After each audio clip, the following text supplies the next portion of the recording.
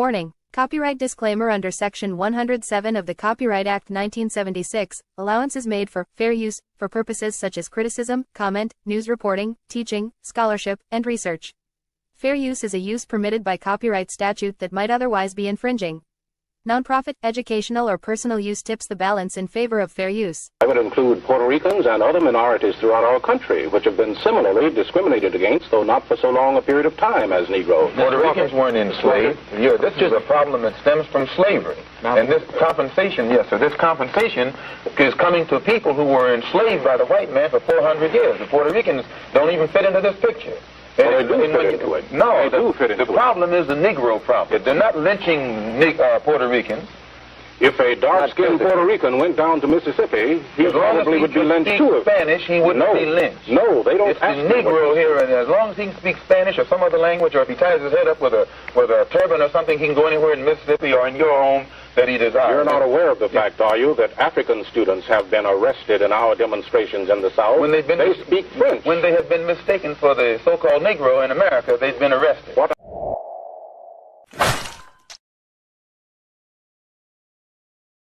What it do, family and friends? Welcome back to the Church of Black Power. If you're not subscribed, go ahead and hit that subscribe button along with the notification bell so you can be notified whenever videos like this drop.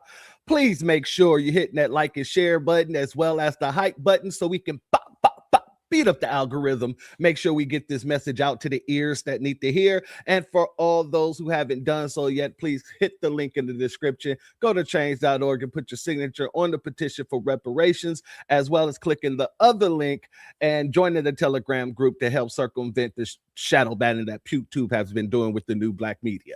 With that being said, family, welcome back to another Sunday service. It is beautiful to see you all here today. I know I was supposed to come back yesterday with the Drewski skit. We were supposed to talk about that. I know.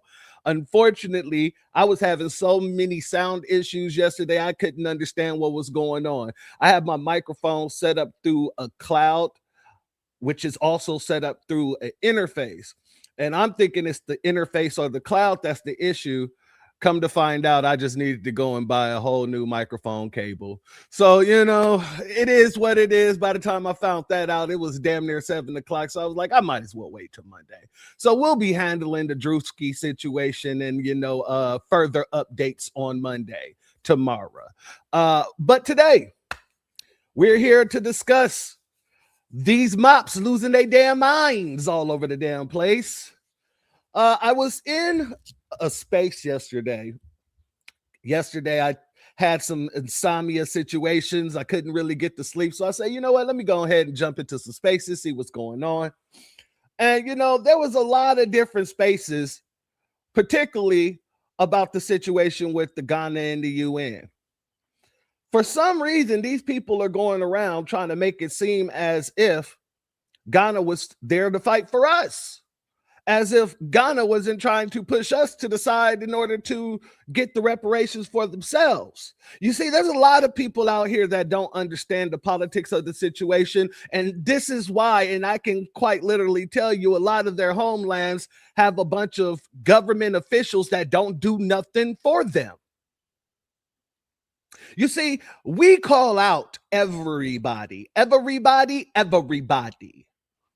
Whether you are black, white, yellow, an alien, a Martian, whatever you choose to call yourself, a giraffe, a purple dinosaur, a polka dotted dragon or something, whatever you choose to call yourself, foundational black Americans will check you when you do some foul stuff. You can tell that a lot of these people in the diaspora has never, and I mean the African diaspora, not our diaspora, because FBA have our own diaspora here in America. But you can tell these people that are a part of the African diaspora, they don't ever check any of their politicians. They don't check any of the people who are heads of state. They don't check none of the government officials. And that's why the government officials are able to go and be so corrupt. That's why they're able to extract all of the wealth of the country and put it into their own bank accounts, while people in their homelands are sitting there eating dirt cookies or, you know, I don't know, chasing bushmeat. So my thing is this, and I want to make sure that this is quite clear. Foundational Black Americans know what we are doing. Foundational Black Americans know what we are talking about. Why? How do we know that? Because we are the only ones out of the whole goddamn community that they call the Black community of the planet Earth who has actually continued to fight the Nabisco and come up with wins. Enough wins to where everybody from around the world, all the melanated mops from around the world want to come here because of all the wins we got out of white supremacy. So we're going to talk about this here today, family, because it ain't going to be no misconceptions about what we're doing here. If y'all don't understand why we are who we are, then at the end of the day, you're just going to get ran over by who we are. That's just it. But before we jump into it, let me go ahead and scroll up and do what we do here. Got to give love to the family. A B1 salute and a shalom shout out to our sister Hurricane Nisi. I hope your birthday was fantastically fantastic. Much love to our sister Queen Aquarius Minded in the building. Andrea Jones in the building. Our good brother Reparations Nation is in the building. Our sister Angelic is in the building. Much love to each and every one of you. Our sister Astarte Jones is in the building, as well as our sister Mrs. C. Philip Davis in the building. Much love to each and every one of you. Brenda Thomas is in the building. Much love to you. And thank you for being here, my sister Queen. Always a pleasure. Always a pleasure. Our sister Patricia A. Jones is in the building. Much love to you. And thank you for being here. Our brother Black RU is in the building. Salute to you, my good brother. Thank you for being here, as well as our good sister Honey Brown Sugar in the building. Much love to you. Thank you for being here, my sister Queen. Our good brother Legit Hustle is up in the building. Much love to you, my brother. Always a pleasure to see you. Our good brother Reparations Nation is in the building. Shout out to our good brother, our resident arms keeper. Much love to you. Much love to you.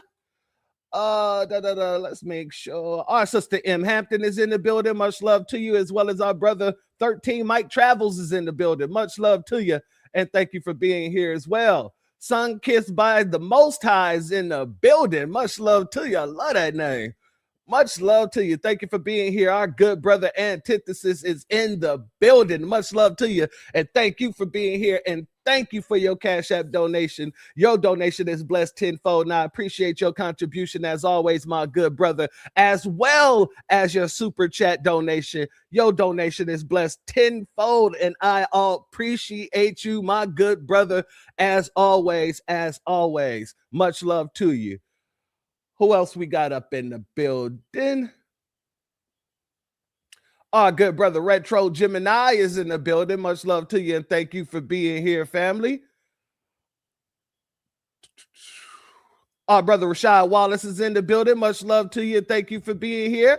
J.M. Von Doom is in the building. Much love to you, and thank you for being here, family, as well as our sister Cooking with Miss D is in the building. Much love to you, and thank you for being here, family. Our good brother Breeze Omega is in the building. Shout out to our good brother Breeze Omega. Much love to you. Thank you for being here, because one of the clips that I am going to play later in the broadcast comes directly from our good brother Breeze Omega, and if he has the time, maybe he'll be able to come up and explain some things about it, but we'll get there when we get there. Shout out to you, my good brother. Shout out to our good brother Iron Will in the building. Much love to you. Thank you for being here, as well as our good brother Rashad Wallace in the building. Much love to you, and thank you for being here, family, as well as our sister Sybil in the building. Much love to you, and thank you for being here, family. Dude, make sure I got everybody here. Dude, Willie Gross is in the building. Much love to you, and thank you for being here.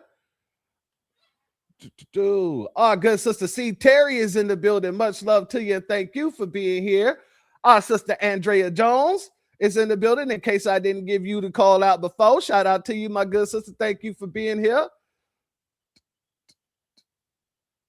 I want to make sure we got everybody. Good family. Rael is in the building, as well as Black Rose in the building. Much love to each and every one of you. Daryl Williams is in the building. Much love to you, and thank you for being here as well, family. poetically in motion is in the building. One of my other favorite names up in the building. Much love to you, my sister. Thank you for being here, as well as Missy Love in the building. Much love to you, and thank you for being here. Our good brother Noah Randall is in the building. Much love to you, and thank you for being here, as well as our brother Wild Williams and Brandon is in the building. Much love to you, and thank you for being here. You is in the building. Much love to you, and shalom to you. Thank you for being here. Mark Smith is in the building. Much love to you, and thank you for being here. Our good brother John Son is in the building, as well as Cat Williams in the building. Much love to you, and thank you for being here. Robert Taylor is in the building. Much love to you, and thank you for being here. Rahaya is in the building. Much love to you, and thank you for being here. Random Drop is in the building, as well as our sister Donna C is in the building. Much love to you, and thank you for being here, as well as our good brother Christopher Ellis. Much love to you, and thank you for being here, and thank you for your contribution, my good brother. Your super chat, your donation is blessed tenfold, and I appreciate your contributions, family. Much respect to the pastor and the congregation. Much love to you, my good brother. Thank you, as always, for your contribution. Our good sister Cultural Superpower is in the building, as well as our good brother Zavon Scott, as well as our brother Curtis Price, as well as our brother Still Kevin Trees in the building. Much love to each and every one of you, and thank you for being here, as well as our brother David Boyd in the building, as well as our brother Reef in the building. Much love to you both, and thank you for being here, as well as our sister Priscilla Taylor. Thank you for being here as well, my good sister. Shalom to you. And for all those who are not in the chat, and for all those who's going to catch this in the replay, much love to each and every one of you. Thank you all for being here, as well as LT the Mighty. Much love to you. Now, I know that took a little time, family, but y'all know I gotta show you guys love, because without you, there is no me being here. So I'm going to always give my love to the family. You dig me? Now, let's go ahead and remind the family what everybody is actually tripping off of. The United States remains steadfast in its opposition and condemnation of historic wrongs that resulted from the transatlantic slave trade, the trans-Saharan slave trade, and all other forms of slavery. We remain committed to the acknowledgement that these historical wrongs. Despite this, the United States observes that the text of this resolution remains highly problematic in countless respects. Consequently, the United States cannot support the adoption of this resolution. We regret that the United States must once again remind this body that the United Nations exists to maintain international peace and security. It was not founded to advance narrow, specific interests and agendas, to establish niche international days, or to create new costly meeting and reporting mandates. This resolution does all three. The United States has defined long-standing objectives to the framing of reparatory justice and the duty of reparation for historical wrongs. While we acknowledge the horrors of the past, we do not accept this resolution's assertion that historical facts from the 15th through 19th century constitute violations of jus cogens, as the term is understood in contemporary international law. The United States also does not recognize a legal right to reparations for historical wrongs that were not illegal under international law at the time they occurred. Shout out to our good brother Melrose Radio in the building. Thank you for your super chat. Your donation is blessed tenfold, and I appreciate your contribution as always, my good brother. Peace, family, much respect. No check, no vote, and I'm with you 100-fold. And let me give you a special B1 salute for everything you did out there. You know, when Ghana came out, when the president went over there to New York trying to hang up reefs and cast spells and stuff. Shout out to you. Shout out to everybody that was out there. Much love for everything you did over there, family, to cause that interruption, to put a wretch in that spell work, family. Much love to you. And thank you once again. Let me also give a B1 salute to our sister Black Spider in the building. Shalom, good sister, and thank you for being here, as well as Earth Angel Remix. Excuse me. Shalom to the both of you, and thank you both for being here. Now, I wanted to stop here because this is the part where most people are getting caught up on. Like everybody that I've been seeing, all the mops that's running around talking about this situation, talking about America not wanting to or voting no against reparations. Really, the resolution wasn't about reparations. It didn't say reparations. It was actually speaking about making slavery a crime against humanity and giving some sort of reparative justice. Now, that reparative justice part, that is a form of reparations. However, it does not clearly state reparations. But when you hear people talk about this, they're making it seem like, oh, America said no to reparations. No, they said no to your resolution. And even though they just said that they do not think that they should have to pay reparations for things that happened before they were illegal, I don't have to agree with what they're saying there because I don't care about what they have to say about that there. America has always tried to make an excuse not to pay reparations. But the only thing that pushes them to even deal with it is us. We're the only people that forces them to have to deal with the situation. They didn't want to have to put through goddamn civil rights. We forced them to push through that civil rights bill. So America saying, hey, we don't recognize the right to have to pay for something that we had nothing to do with or that really wasn't illegal at the time. Yeah, they can tell that to the Africans. Yeah, let that be the reason for the Africans. We here, foundational Black Americans here, know that that's bullshit, and that's why we didn't get caught up on that part. But everybody, for some reason, is getting caught up on that part rather than the part of Ghana trying to actually extract our reparations back to their damn homeland. All to clear out a $700 billion debt that they owe. And we're going to get into that here today, too. Oh, yeah, we're going all the way in on this one. But yeah, I didn't have to get caught up on that because I know America don't want to pay reparations. But guess what? We're going to continue doing what we do, and they're going to. It doesn't matter what they want to do. They're going to do so because that's how we get down. Every time we got something in mind, when we put our foot forward, the ancestors get behind us and things happen. So even when I was on the panel with these mops last night, well, the mops that came into the panel, because it was an FBA panel and they let up a mop to say what he said. But these mops that's running around here talking about, well, y'all talking about getting reparations on your own, and America just said they don't want you to get it. They're not going to give it. They voted against it. It doesn't matter what they do in the UN. Oh, no, the UN ain't worth shit. Don't y'all know that? The UN is absolutely ain't worth a damn. So it don't matter what they say in the UN. All that matters is what we get them to do for us here. All that matters is that we force them into the right mindset here. And this is why we're not allowing Africans to speak for us. This is why we're not allowing Caribbeans to speak for us. We speak for us. No bootlicking, tap dancing coons speak for us. No Ghanaian president speak for us. No tethers speak for us.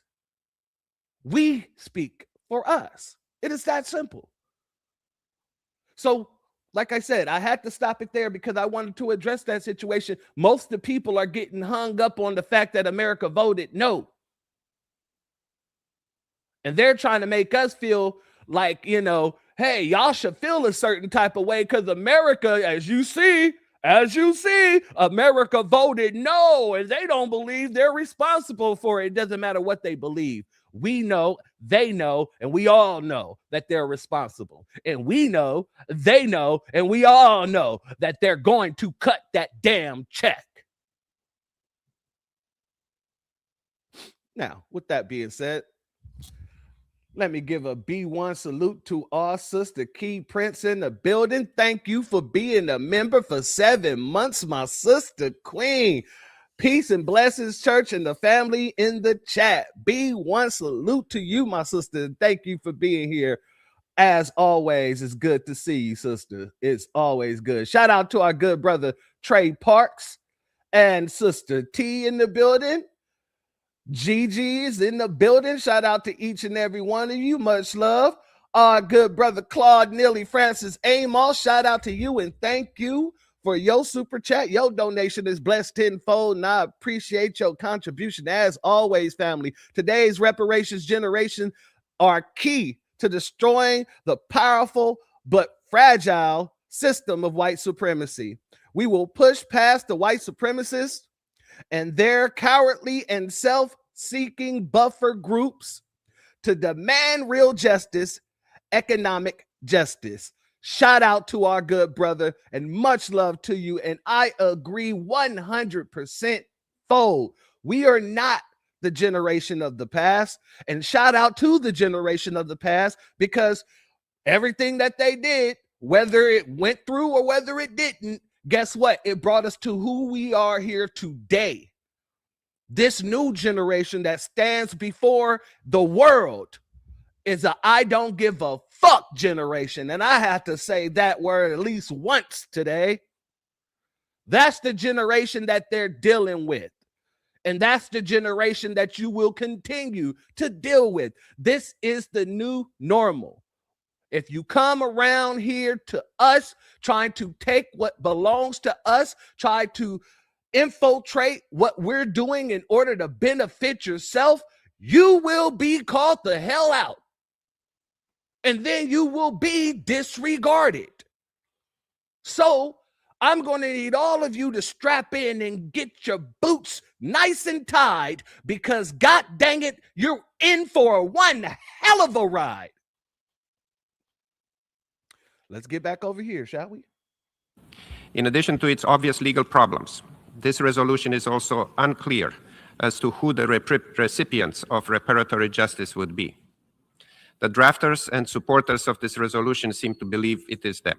See, that's the part that people are supposed to get hung up on. That's the part that people are supposed to find egregious. That's the part that people are supposed to be pointing out. Oh, so the resolution is written in a way where Ghana would benefit. Not foundational Black Americans, not the Caribbeans, not the Brazilians, but Ghana. They would be the recipient of anything or any type of reservation that is, well, excuse me, not reservation, reparations or reparative action that is supposed to go towards us. And we're going to get into the situation with the Caribbean and actually Brazil in a hot second, because we're going to talk about why they would even allow this. Well, we already know why, because they ain't us and we ain't them.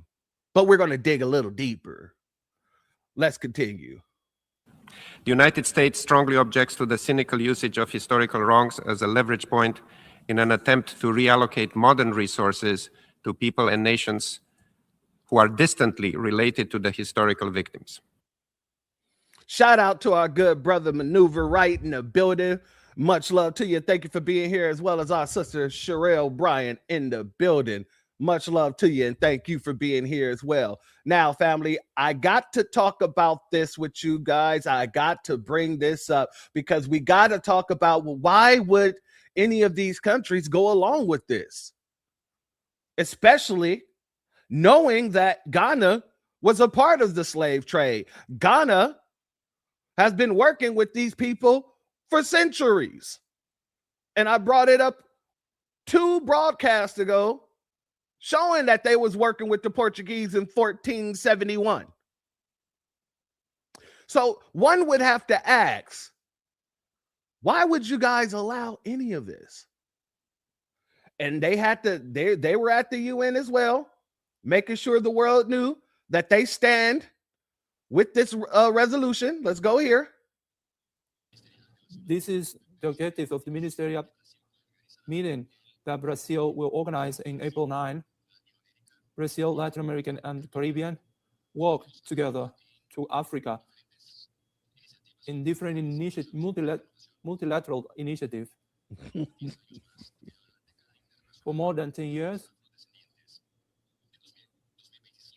from 2025, in a declaration of the human rights, Brazil supports the resolution of the African Group of the General Assembly that declares that the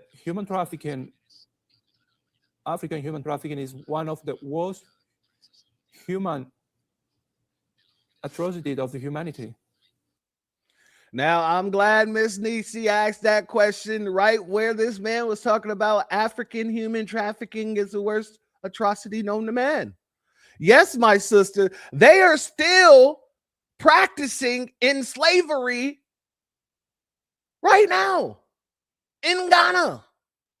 They're still selling their own in Ghana and in other places within the African continent.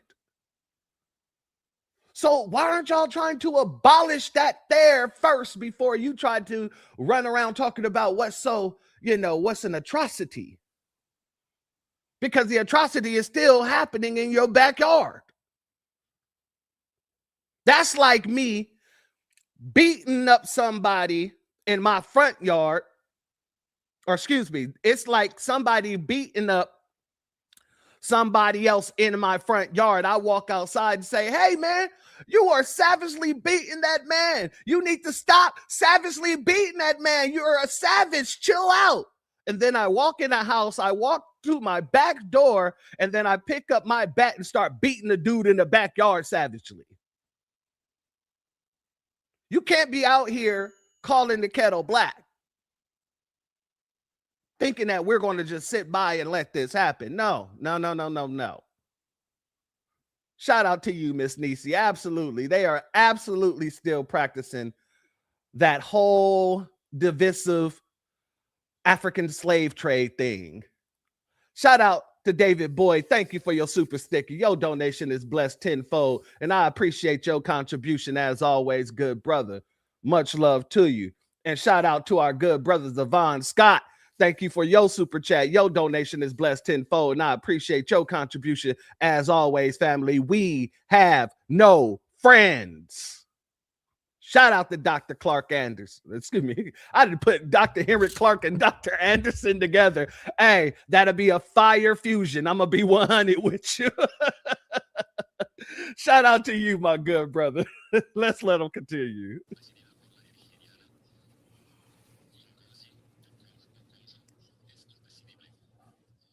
What the hell? Without the cohesion acting of the South-South cooperation, we risk of crystallizing a scenario of paralysis that goes against the commercial agreements. My friends, the bridge between our regions is not made only of agreements and declarations. It's made also from people, from a diaspora that unite us. The territories are not only soil, but history alive. Latin America and the Caribbean and Africa are the same territory, essential, marked by resistance, fight, dignity. All right, so I asked the question, and our sister Key Prince already answered the question, a piece of the question there. She already made it known that, hey, CARICOM went to the British and they already shot that down. Oh, yeah. CARICOM is at a standstill at this point in time. As a matter of fact, it's imploding within itself. My question would still be, why would you guys go along with this when there are some, we're not the only people saying Africa don't speak for us. Apparently, there are some Caribbeans out there saying the exact same thing. Let's go here. Shout out to Donnie on timeout. The best thing the Trump administration have done since I've been into office is to vote no. Let me tell you something. No one can represent us. No one can represent the Caribbean, Black Americans, and y'all are so happy. The best thing they could have done is to make sure that my investment don't go to waste. Because me, happy so they said no. So Africa could have turned around and sue the US, and I have nothing to gain from it. The best thing they could have done is said no. Why Africa is rushing so much? Why we don't wait? Because no one is there to represent us. We can't wait. Why Africa is rushing us? We need deliverance. We need to be able to speak up for our own selves. That was a Caribbean lady saying that Africa, especially Ghana, doesn't speak for her. And majority of the enslaved Africans went to the Caribbeans and Brazil, like 90% plus. Only a small percentage came to the United States. And she said, y'all don't speak for her. And now what I find a flaw in this whole reparation argument, their argument is, well, you took people, they lost people to the transatlantic slave trade, which they were co-conspirators in, that could have added value to their country. How come you don't have a return home fleers campaign? Fleers, please return back home, fleers. We got land for you. How come you're not calling the people, the Africans that fled to these European countries to come back home? How come you're not begging the EU to send those Africans back home? Do they not add value to your country, man? You know what I'm saying? You see millions of Africans in the streets of Paris, millions of Africans in the street of London, the whole United Kingdom flooded all over there. But you don't see these African leaders, please come home, Fleers welcome home campaign. Is there not value in your people, man? Now, one thing I do agree with that resolution, get your artifacts back. You know, Europe got your artifacts, go get your African artifacts back, right? And get your peoples, man. Get them out of Europe, since they add value to your country. That's how you know this whole reparation portion is a scam. All that other stuff was just fluff, you know, hoping that people didn't see the real purpose behind this. The best thing the Trump administration. Shout out to Trey Messiah for this comment right here. This is another great analogy. You know, the family be coming with the analogies. That's what we do. He said, you can't sell drugs and demand compensation for the drugs you sold. Oh, man. Oh, man. You've already been paid. You want to come back after I'm already laid out and high. You want to come and get some more money out of me. Nah. The drugs have already been sold. Shout out to Trey Messiah for that one. Good analogy, my brother. He said, God dang it. Yeah, family. So here's what's going on with CARICOM. Let's go here. CARICOM is facing significant internal strands as of early 2026, driven by intense political disagreements. Who does that sound like? That kind of sounds like bricks. But I digress.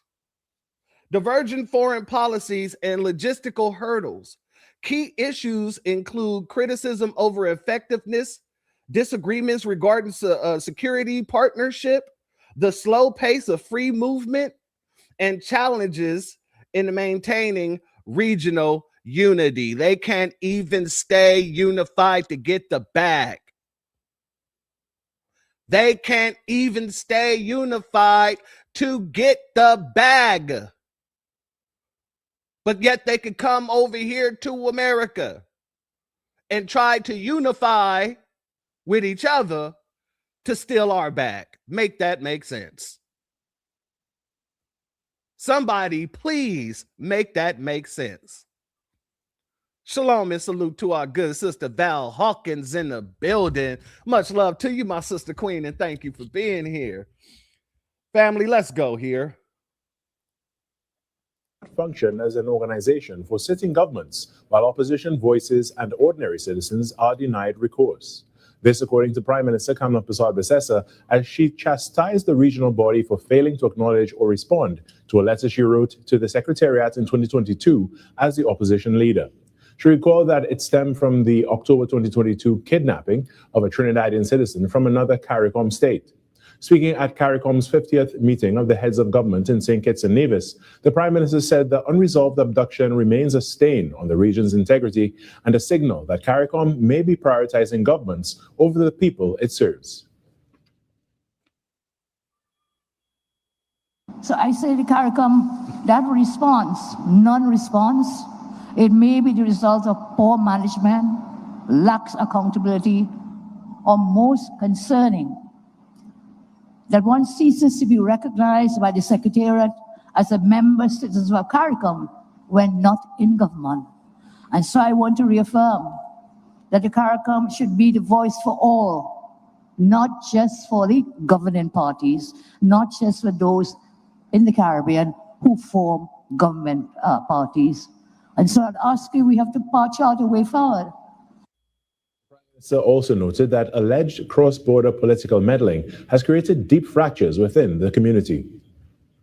Cannot then expect that when we come together, that we must hug up each other. When in the last election gone, you sent your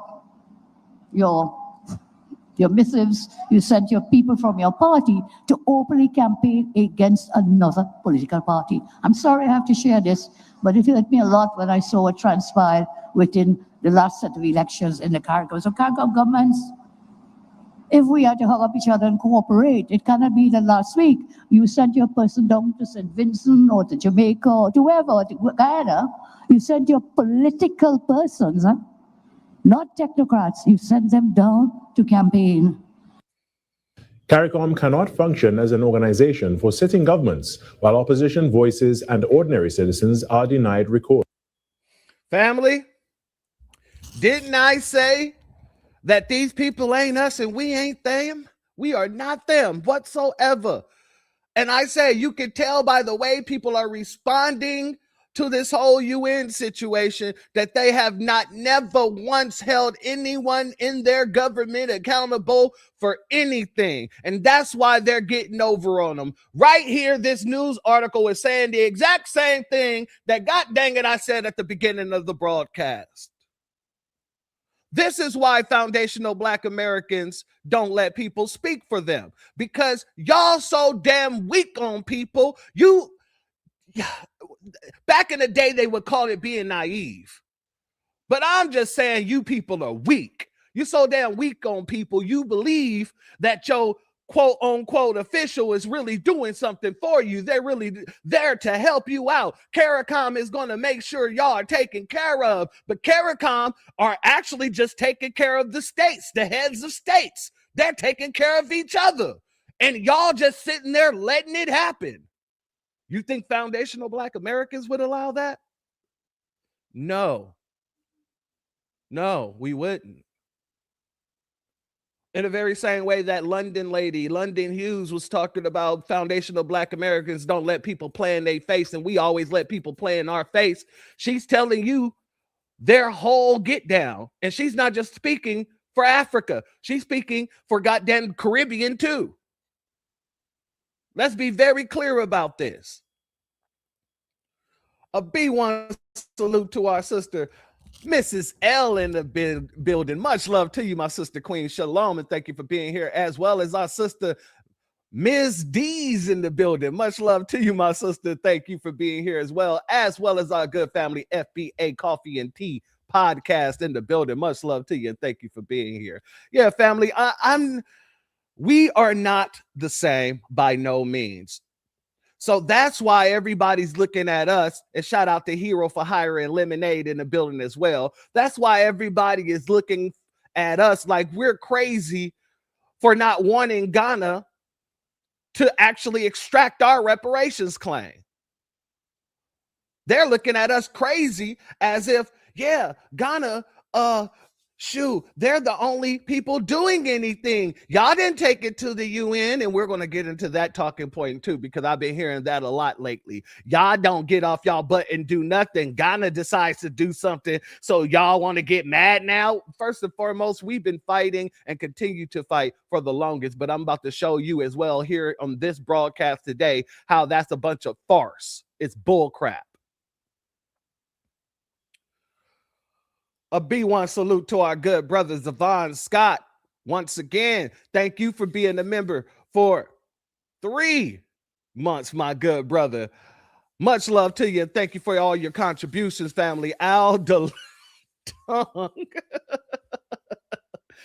tongue and self-explanatory Smalls. Not one spoke of FBA during this farce. You're absolutely correct, my brother. You are absolutely correct. It's been mum's the word. It's been mum's the word. Shout out to Riser in the building. Much love to you, and thank you for being here, family. As well as our good sister Mia Kim in the building. Much love to you, and thank you for being here.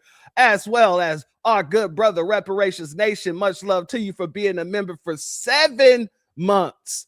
Much love to you, family, for all your contributions, and you are blessed tenfold. First off, Paul Robeson already took it to the UN. Absolutely. This is what we're going to get into, my good brother. Like I said, the family's already ahead because we always ahead. We're always ahead of the curve. So I already know y'all know where we're going to go with this. But before we go, I want to make sure people understand, yes, we know what America said. And no, we don't agree with it. And just so you know we don't agree with it, let me go ahead and play our brother RZA real quick. Shout out to RZA. This is what he had to say. Who believe that we do deserve reparations because we do. I don't care what anyone has to say about this. If we were Japanese, you wouldn't argue. If we were Chinese, you wouldn't argue. If we were those in Israel who receive reparations every year from America, you would not argue. If we were the 11 Italians hung off of the coast, you would not argue. For some reason, it's only when black folks talk about this, then all of a sudden you start talking about the budget and you start talking about, well, let's give it in other ways like education. What education? The same education that told us that we were nothing but niggas, or we were half of a human being, or a third of a human being, or the same education that teaches us Abraham Lincoln, Honest Abe, or George Washington chopped down a cherry tree, or I don't know, Christopher Columbus discovered America. What are you talking about? See, the insanity that people deal with right now when it comes to us having to face all of you is that you're not even across the board. You're very biased when it comes to everybody else. Everybody else, you care. When it comes to black folk, you don't give a damn. You genuinely don't. And the sad thing is, many of those who claim to not be racist, you don't do a good enough job by checking the actual racist folk. And those of you say, I'm not racist, I just don't believe black folks deserve this. Well, that's the sad part about you. It doesn't matter what you think people deserve. The fact is, a wrong must be righted. That's all. A wrong must be righted. All the banks that you have your money in right now benefited from slavery. Literally, many of them were started because of what was happening to our ancestors by having our ancestors' bodies be capital. The very place that you trade your money on the stock market over in New York City, the very first capital that was used to house and get money for exchange were our people as slaves, and so on and so forth, from cotton all the way down. You got to cut this out. You have to cut this out. And this is why you do not have people on your platforms who will challenge you with actual intellect and facts, and who are not going to back down and who have no other agendas. That you believe that we... All right, shout out to brother RZA on that. And like I said, I just want to make it clear as we move forward, so that we can move forward, for all the slow bus kids and the people that sits on the, the yellow bus and they got their helmets on, knocking on the top of their heads. We don't agree with what America said on that part, but we do agree with everything else America said. This isn't for Ghana. Our reparations has nothing to do with Ghana, unless Ghana is paying us the reparations that Ghana owe us. And that was one of the reasons why I had to ask the question, why would the Caribbeans go along with this, knowing that Ghana owes them too? Why would Brazil go along with it, knowing that Ghana owes them too? If anything, they should be getting with us, saying, hey, my brothers and sisters, I know that you guys got y'all thing going in America. This CARICOM thing isn't really working out in the way that we expected it to. However, I'm just wondering, would you guys mind, linking up with us in Brazil so that we can actually go after Ghana for, their role in slavery? I think that we all can actually go after Ghana and make a good case. See, if you were smart, you would be saying things like that. You would be wanting us to team up with you. You would be wanting us to put our energy with your energy for us to go after the common denominator of the whole situation. But no, you folks aren't bright at all. You're the dimmest light bulb in the lamp. And there's only one light in the lamp. Jesus Christ, man, Jesus. You folks need to learn strategy. Shout out to M. Flower Noy in the building. Shout out to you, my sister queen. Thank you for being here. Now that we got that part out of the way, let's get into some of the mops and some of the idiot, talking points, the nature of the idiot. Let's go here, family. Let's start. Hold on, give me 1 second. I gotta pull this down. It's doing what it does again. It's doing what it does again. Give me 1 second, family. All righty. Let's get into it, family. Let's go here. Of Ghana went to the UN and demanded. So the president of Ghana went to the UN and demanded that there be a resolution for reparations for the transatlantic slave trade that would include Africa and African diaspora. Also to recognize the transatlantic slave trade as a crime against humanity. This is 1 second, family. Let me deal with something real quick. Really fast. I want to make sure this is understood. Greg Lander, reparations for what? Are you asking what would foundational Black Americans get reparations for? Or are you asking like what would Ghana get reparations for? I need you to be a little bit more specific before I actually address that. I'll give you a second. Let's get back over here.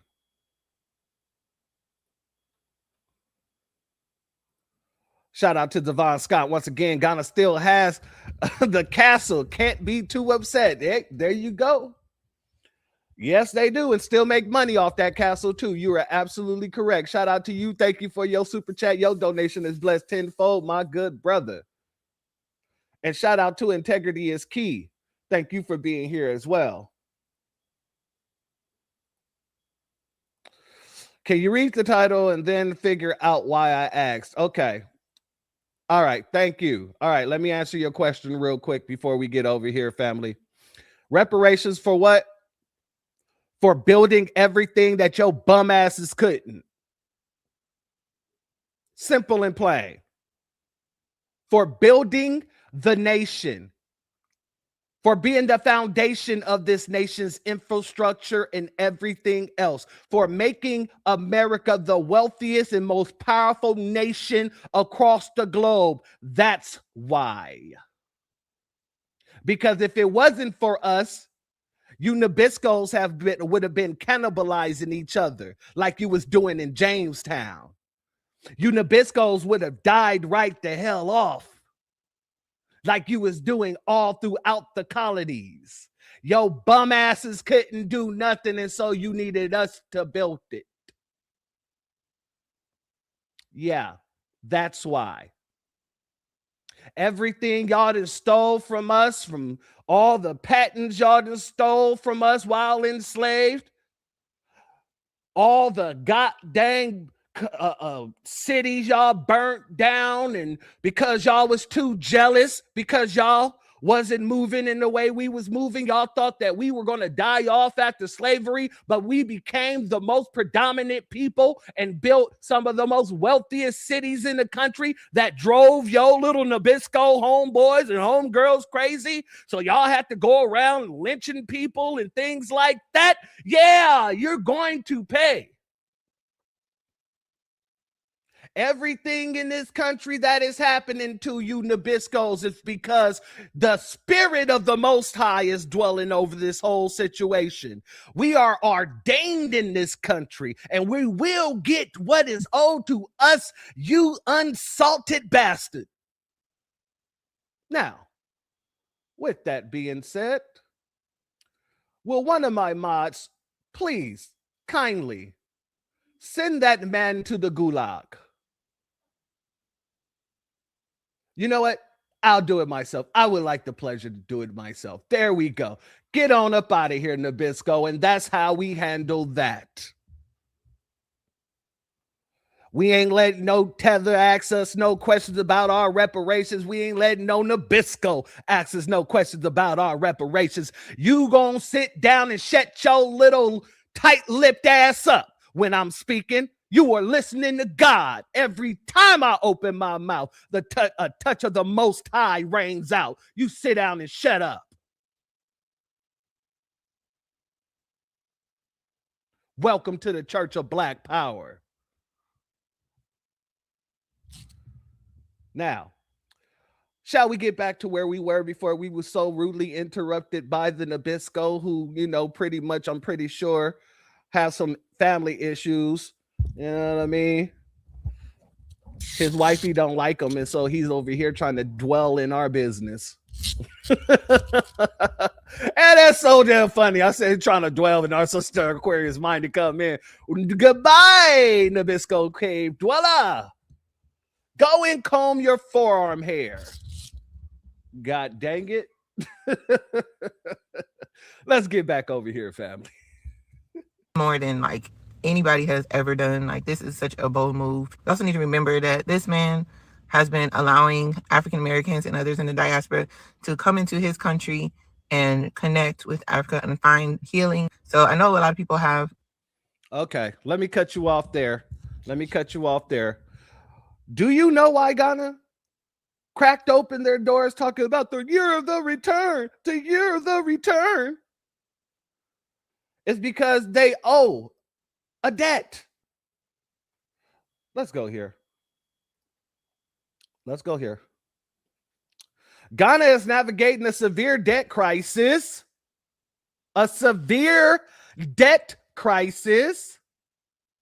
With the total debt reaching approximately 742 billion. 742 billion causing high inflation and a weakened currency and a sovereign default in 2022. Now, remind me again when the year of return started. Oh, yeah, the year of return started 2019.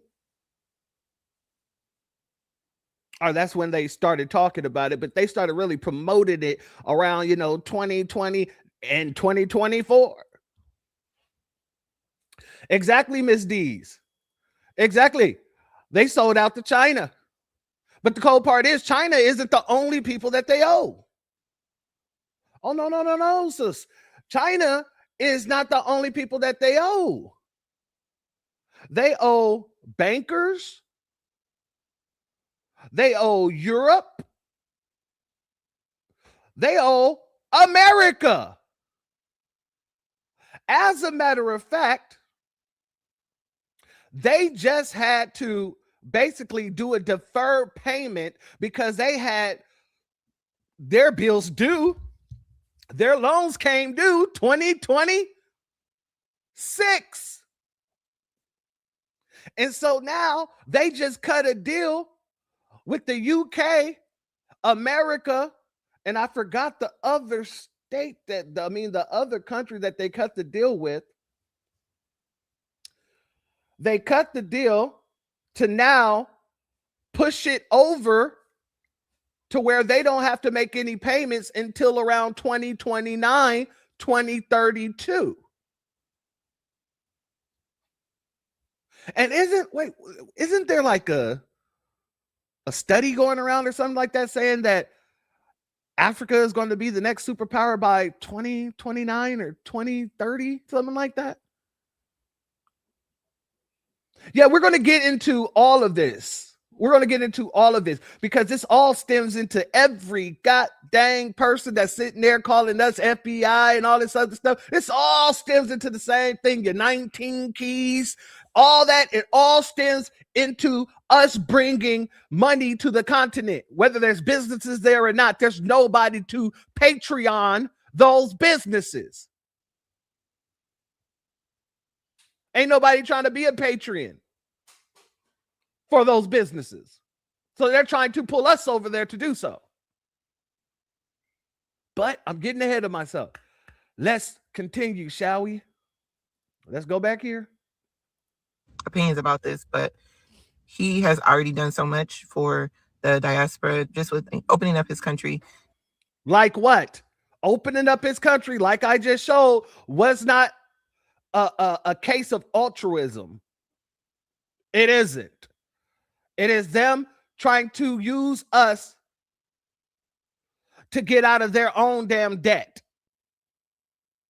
It is them trying to siphon our funds to build up their country and get them out of the debt so that these other countries that they owe debt to won't come in and actually take the rest of those resources that they have. China has a certain percentage of resources. So does certain Western states have a certain percentage in the resources. America is just owed money from Ghana.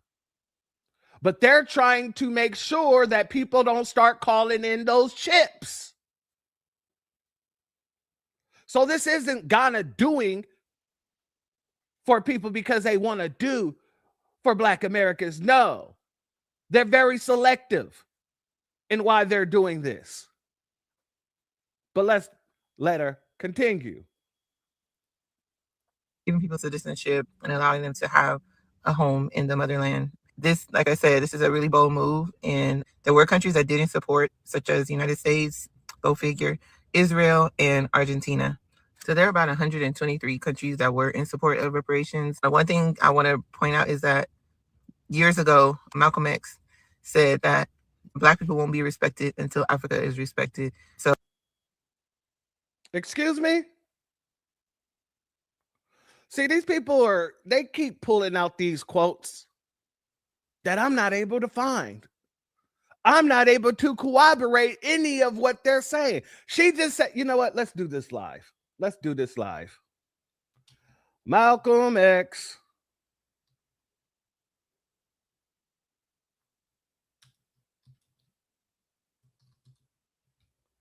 Let's see.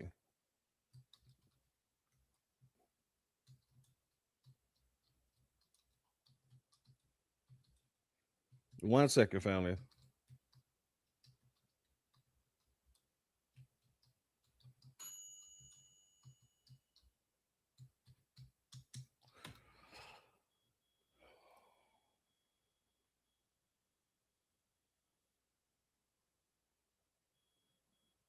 All right, yeah.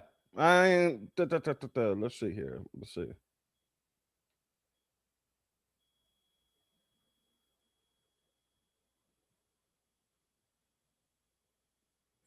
All right.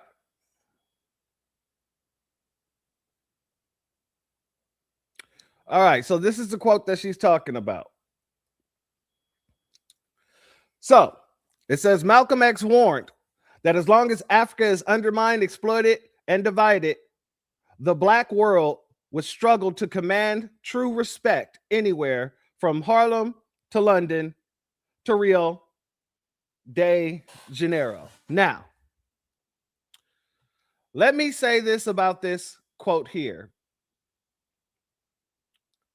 This is my first time actually hearing that quote, to be honest with you. But let me say this. I disagree. I quite literally disagree.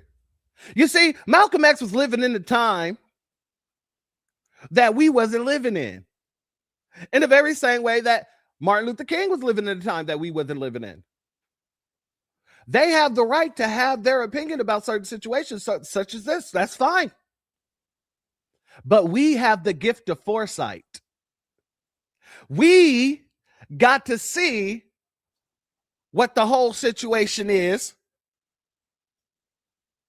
and they was never able to see it.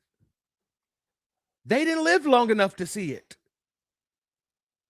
So I can say I respect what Malcolm X said. However, he was wrong. Because we're garnering respect right now and we're cutting everybody out of our business. Those folks didn't want to rock with us. And so it would be a fool's errand to try to chase them around, trying to get them to, be unifying with us. We have every right to say, hey, I respect what the elders did, but I don't agree with what they said. We have every right to take a full audit of everything that was said and done during the civil rights era or any other era and say, I can appreciate what happened there, but I don't agree with what was said here. Because we are able to see that we have no damn friends. And Malcolm, if he was alive today, if Martin Luther King was alive today, if Khalid Muhammad was alive today, if Medgar Evers, anybody was alive today to see the way these people treat us, they would not tell us that we need to calm down because we still need to unify with these people.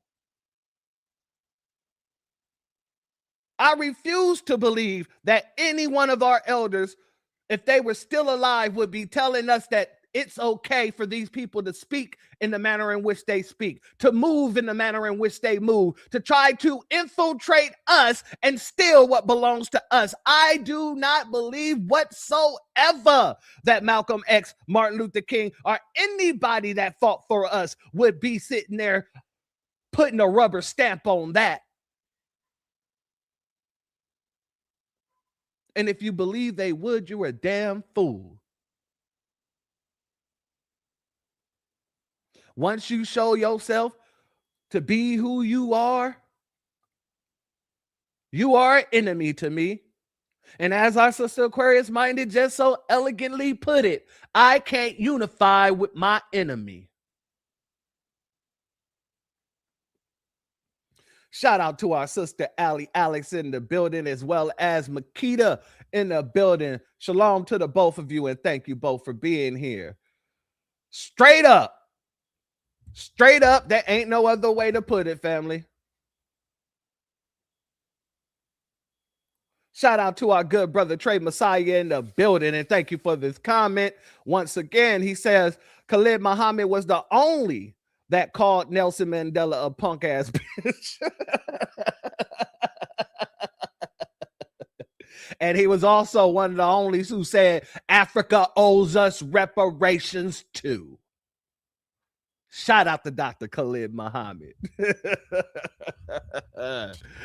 Shout out to our good brother Warrior Cherub in the building. Much love to you. Let's get back to it. So it only makes sense that this push for reparations will start in Africa, to push something like this on an international level. And I just hope that this will be a jump start to the process of actually getting reparations. People may have been completely hopeless about reparations before, but I think this brings a renewed. No. You people were completely hopeless. Don't put that on us. We're the ones that got reparations to the national damn stage. What you mean we were hopeless?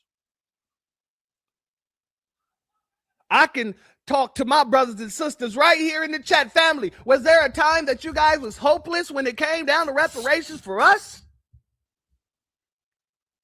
I'm asking the question. Put a 1 in the chat if you were hopeless at any point in time. Put a 2 in the chat if that's some bullshit. And as a tourist, you know I can smell bullshit from a mile away. I just don't have a septum ring, and we'll never get one. Never, nope, nada, nope, hell no, never, nope.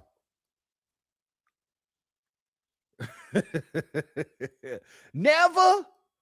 2 bullshits. 2. Nope. Nope. Nope.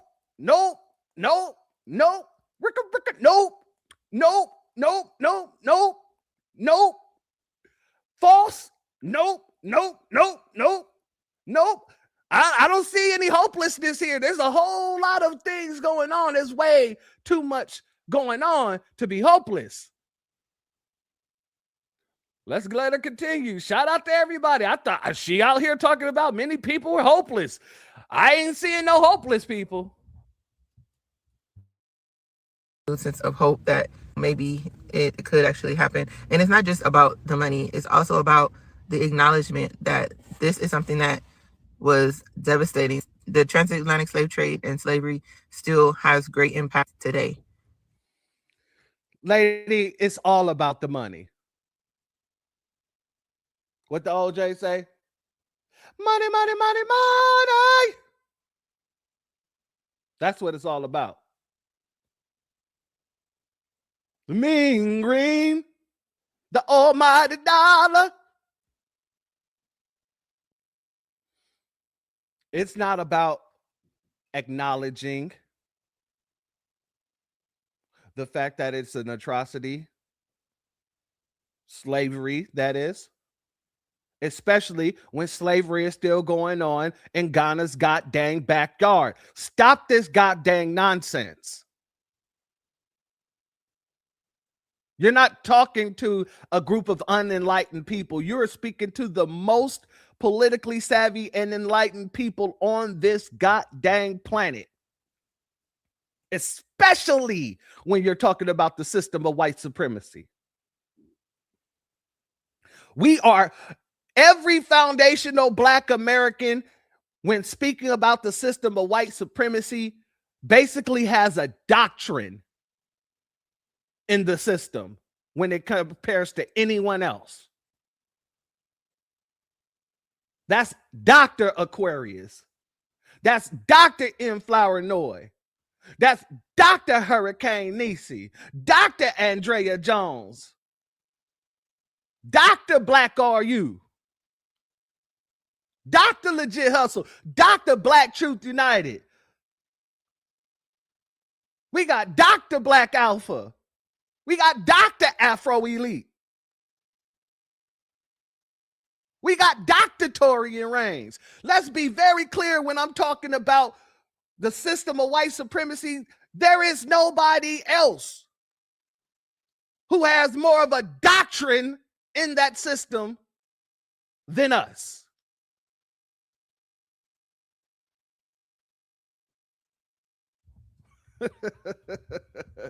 Yeah, put them in the chat. Dr. Jason Black. Dr. Lisa Cabrera. Better get it straight.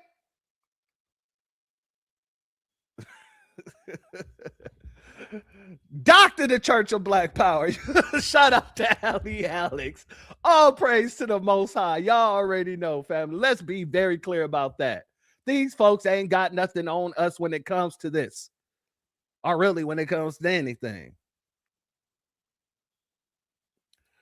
Shout out to Chief in the building. Jonesy in the building. Much love to you, my good brother. Magnum cum laude in this mother lover. Magnum cum laude. Let's get back into it. That's what people don't realize. Not only financial impacts, but mental health impacts, social economic impacts. There's just so many ways that slavery is still impacting how people live today. Thank you to the president of Ghana. They've been pushing for reparations for a long time, but I really hope that he was heard and that this will be what they need to actually get reparations. Nah. They don't need to get reparations. See, that's the mindset of the people that don't understand what's going on. I hope they do everything that they need to get reparations. No. We're shutting all that the hell down. They're not getting what belongs to us. In the very same way that you Caribbeans, when you come to America, we tell you the same thing. This ain't for you. You try to put your hand in the cookie jar, I gotta slap that shit away. Exactly, in Flower Noy. That leech mentality. Let's go here, family. Because I need to know why in the hell. Let me pull this down for a second. Somebody let me know why in the hell is, let me go here, Lucy Lou in our business. Why the hell is Hurry Up and Buy in our business? Why is Mrs. Swan in our damn business? Oh, hurry up and buy. Why are you in my business? It's bad enough you be in my business whenever somebody walk through your store. You got to follow them around the store. This ain't got nothing to do with you. And yet, Miss Shrimp Fried Rice, Miss I need a little soy sauce with my goddamn beans, got something to say on our reparations. The United States, Israel, and Argentina, as well as every single country that abstained for voting for reparations. Okay, fuck the United States, Israel, and Argentina, as well as every single. Okay, fuck the United States, Israel, and Argentina, as well. All right, let me say this. Hey. Since you say fuck the United States, I'm going to need you to pack up your rice roll, your California roll, and I'm going to need you to go ahead and take it back over to wherever you came from. Japanese, Korean, maybe? You look more Korean. I'm going to need you to go ahead and handle your cattle and get back over there. Now, see, Black Americans are the only one that has earned the right to say fuck America, to be honest with you. And many of us don't say that because we're understanding that America is ours. Why would we say fuck a country that our ancestors built and gave us the opportunities that we have here today? But if we wanted to say fuck America, I will oblige anybody who's a foundational Black America saying fuck America, because we have the right to do so. But anybody else, if you're saying fuck America, that means you need to be packing up and leaving America. You just go ahead, grab your little suitcase, you can throw all your little rice bowls in there. You can your little rice cakes and your little, seaweed. I can't stand seaweed. I cannot stand seaweed whatsoever. So you be doing me a favor. Pack up all the seaweed and take it with you too. And go home. You're not being somebody who stands in solidarity with us by saying this. You're acting like one of the Nabisco liberal women, doing what's good for, or what makes you look good in the eyes of whoever, trying to gain some clout for yourself. But let's let Lucy Lulu go ahead, get it off. As well as every single country that abstained for voting for reparations. Ghana led a vote in the United Nations for reparations for the descendants of chattel slavery, also calling it the greatest crime against humanity. And every single country that abstained from voting, that stuck their head in the sand, needs to be shamed just as much as the ones who voted no, because all of their racial politics are still extremely fucked up and they're trying to avoid accountability for what they did in the past that got them to be that way. Let's first look at the 3 countries that voted no, that the Black descendants of slavery are not owed reparations. So much of the US economy is still reliant on the exploitation of Black people, who make up a disproportionate amount of the prison population, which the law allows to work for free. Notice how she's quite literally speaking about our plight here in America, but she's trying to graft it on to the Caribbean as well as Africa, as if this isn't a separate fight from what they're talking about. Continue, Ling Ling. The entire economy of the US from hundreds of years before it became an independent country was founded on slavery. The banks that are consistently able to deny loans to Black people and other people of color, well, these banks' wealth was extracted from their ancestors. And for anyone who's surprised by Argentina because it is a Latin country, I wasn't. Ethnically, they are majority European. They used to have plenty of Black folks, but let me just say that that's not the case anymore.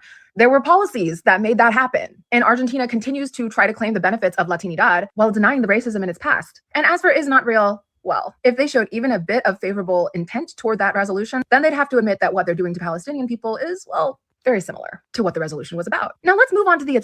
What the hell has Palestinians got to do with this conversation? Someone please tell me what's going on. I feel like we're in the Twilight Zone. There's just so much nonsense being spewed, trying to tie that all to us. Thank you, Noah Randall. I thought I was tripping. Not a damn thing. Not a damn thing. Oh, let's continue. Extensions. All of Europe abstained. All of it. And that makes so much sense because they like to pretend that racism is not a problem. And if they just don't talk about it for long enough, everybody is going to forget that it was European countries who started the slave trade. The US didn't exist when the slave trade started. That's correct. The U.S. didn't exist until the slave trade started. However, the slave trade was not started by Europeans. It started with the Arabs. It got passed down to the Africans, and then the Africans taught the Europeans.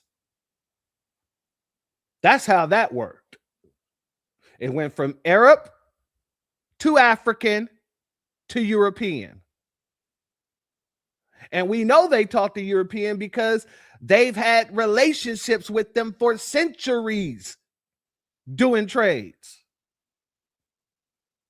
And when the little trinkets that they were trading wasn't enough, they started trading humans. But continue.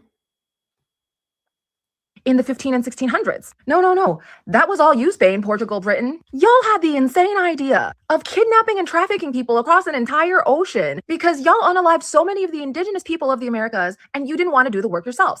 That was crazy. Who would even come up with such an idea? It's nuts. And the British ambassador actually said, there is no need to compare atrocities. 15 million people were displaced from West Africa. 2 million died during the Middle Passage. And the hundreds of millions of their descendants who were born into Shout out to our good brother Only Us for that comment right there, good brother.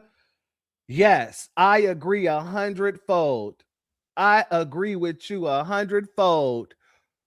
She should stop sharing her thoughts and start sharing her dollars with FBA. But she won't do that, right, Ling Ling?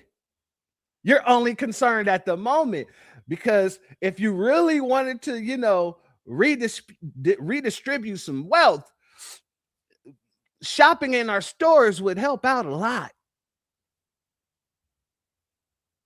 Giving, money to, I don't want to say just giving money to black folks, but, hiring black folk to handle businesses that you need done, having a black gardener or, having a black tree trimmer, a black, driver, giving black folks the opportunity to make your money. That's how you can help. Otherwise, shut the hell up.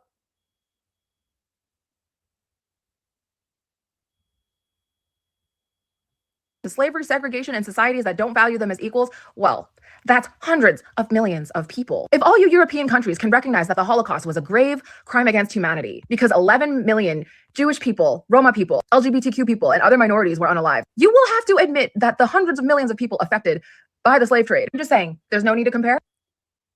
Wait a second, family. I got to run that back for a second. I got to run that back. Hold on. Jewish people, Roma people, LGBTQ people. If all you European countries can recognize that the Holocaust was a grave crime against humanity because 11 million Jewish people, Roma people, LGBTQ people, and other minorities were unalive, you will Did she just people of color the Holocaust? Wait a second, family. Did she just people of color all lives matter the Holocaust? Oh, the top hats ain't gonna like that, Lulu. Oh, the top hats ain't gonna like that, Lulu. I thought I was tripping. You know, she said that with her whole chest.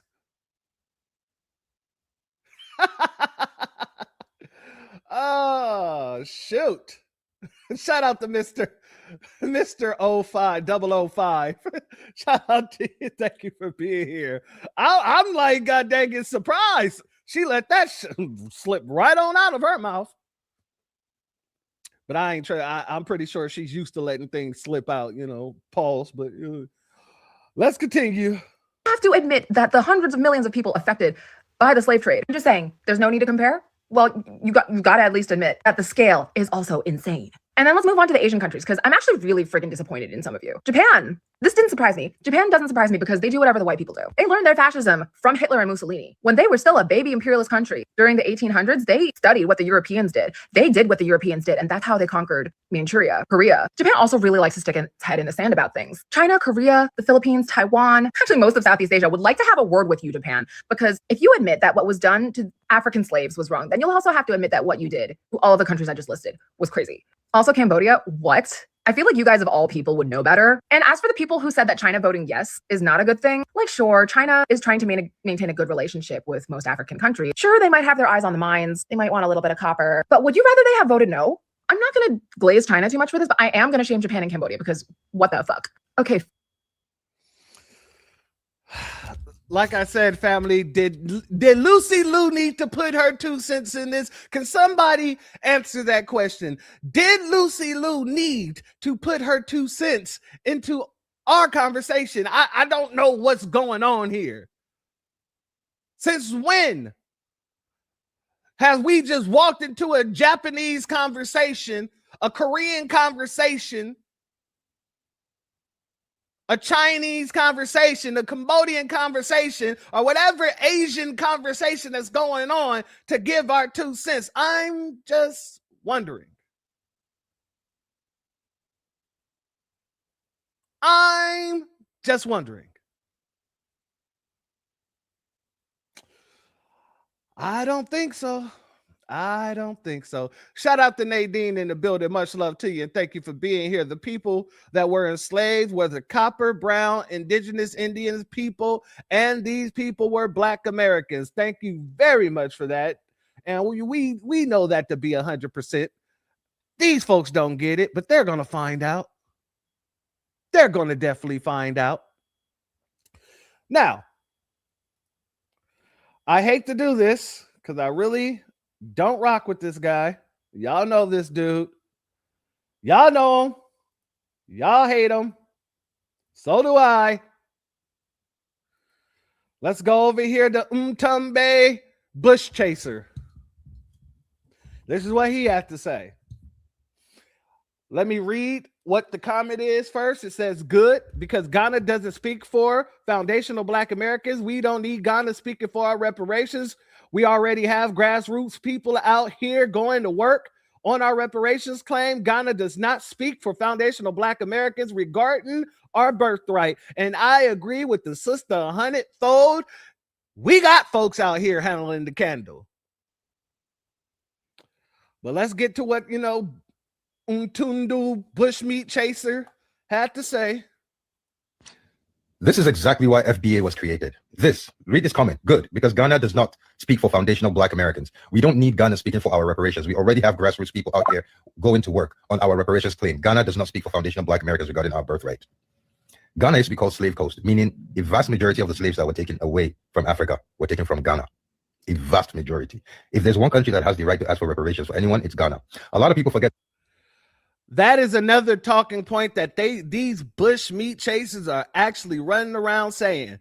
If anybody has the right to ask for reparation, it's Ghana. Somebody on the panel last night said that, and I had to read him the hell down. First and foremost, no, Ghana does not have the right to ask for reparations when they are the victimizers. They can't turn around and become the victim. They've been working with the Portuguese since 1471, and they're accomplices within the slave trade. So no, they do not have the right to ask for anything, but they do have an obligation to pay. It is that damn simple. You do not get to smoke the bud. And then, excuse me, I said it wrong. Trying to reiterate what our good brother said earlier. You do not get to sell the bud and then come back and try to get paid again after you sold it. You do not get to come and try to get me to pay for a skateboard that I already paid for. It ain't happening. So no, Ghana don't have the right to anything. They have the right to pull out that checkbook and send a check over here to us. But that would probably bounce. So just go ahead and give us those resources. I'm going to need all of those minerals. I'm going to put a lease on those minerals. We got to put a lease on all your resources. And when you have a lease on the resources, you know, the person who has the lease has first dibs. So China would be mad at us. The UK would be mad at us. Hell, the American government would be mad at us, to be honest with you.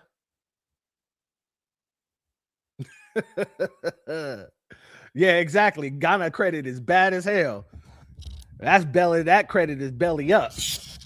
They're getting declined left and right. Their credit card is so goddamn turned off that when they try to swipe it, the cashier say, yeah, I got to confiscate this. And they cut it in half right in front of them. That's how goddamn tossed up their credit card is. Then they toss the bits and pieces of the credit card in the air and let it sprinkle down like confetti. Let's let this goddamn tether continue.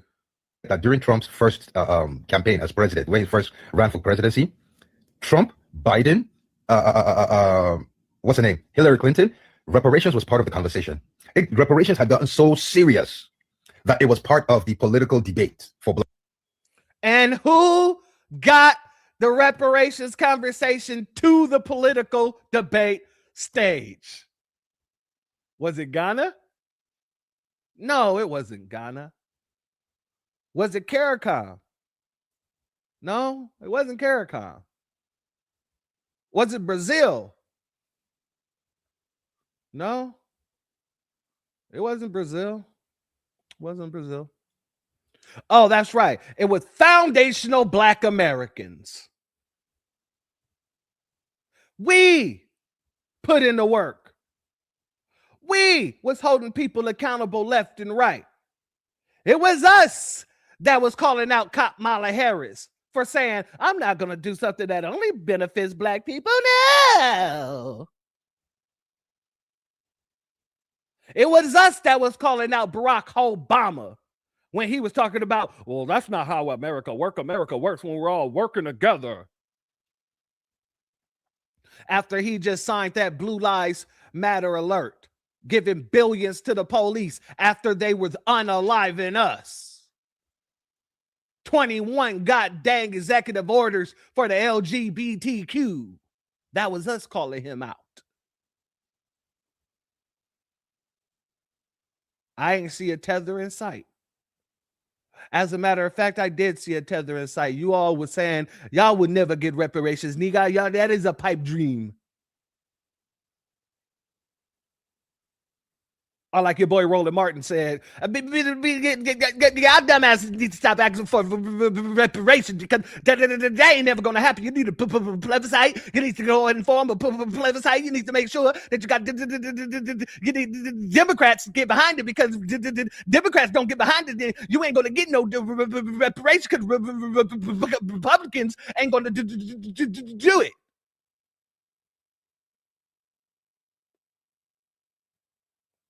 And yet we got into the main stage where everybody on the damn stage had to sit there and say, yeah, I believe we should pay reparations.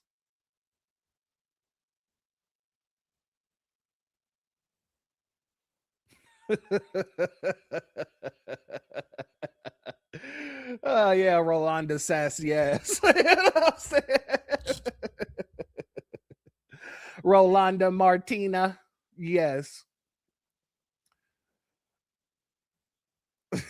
Sounds just like Roland Martin.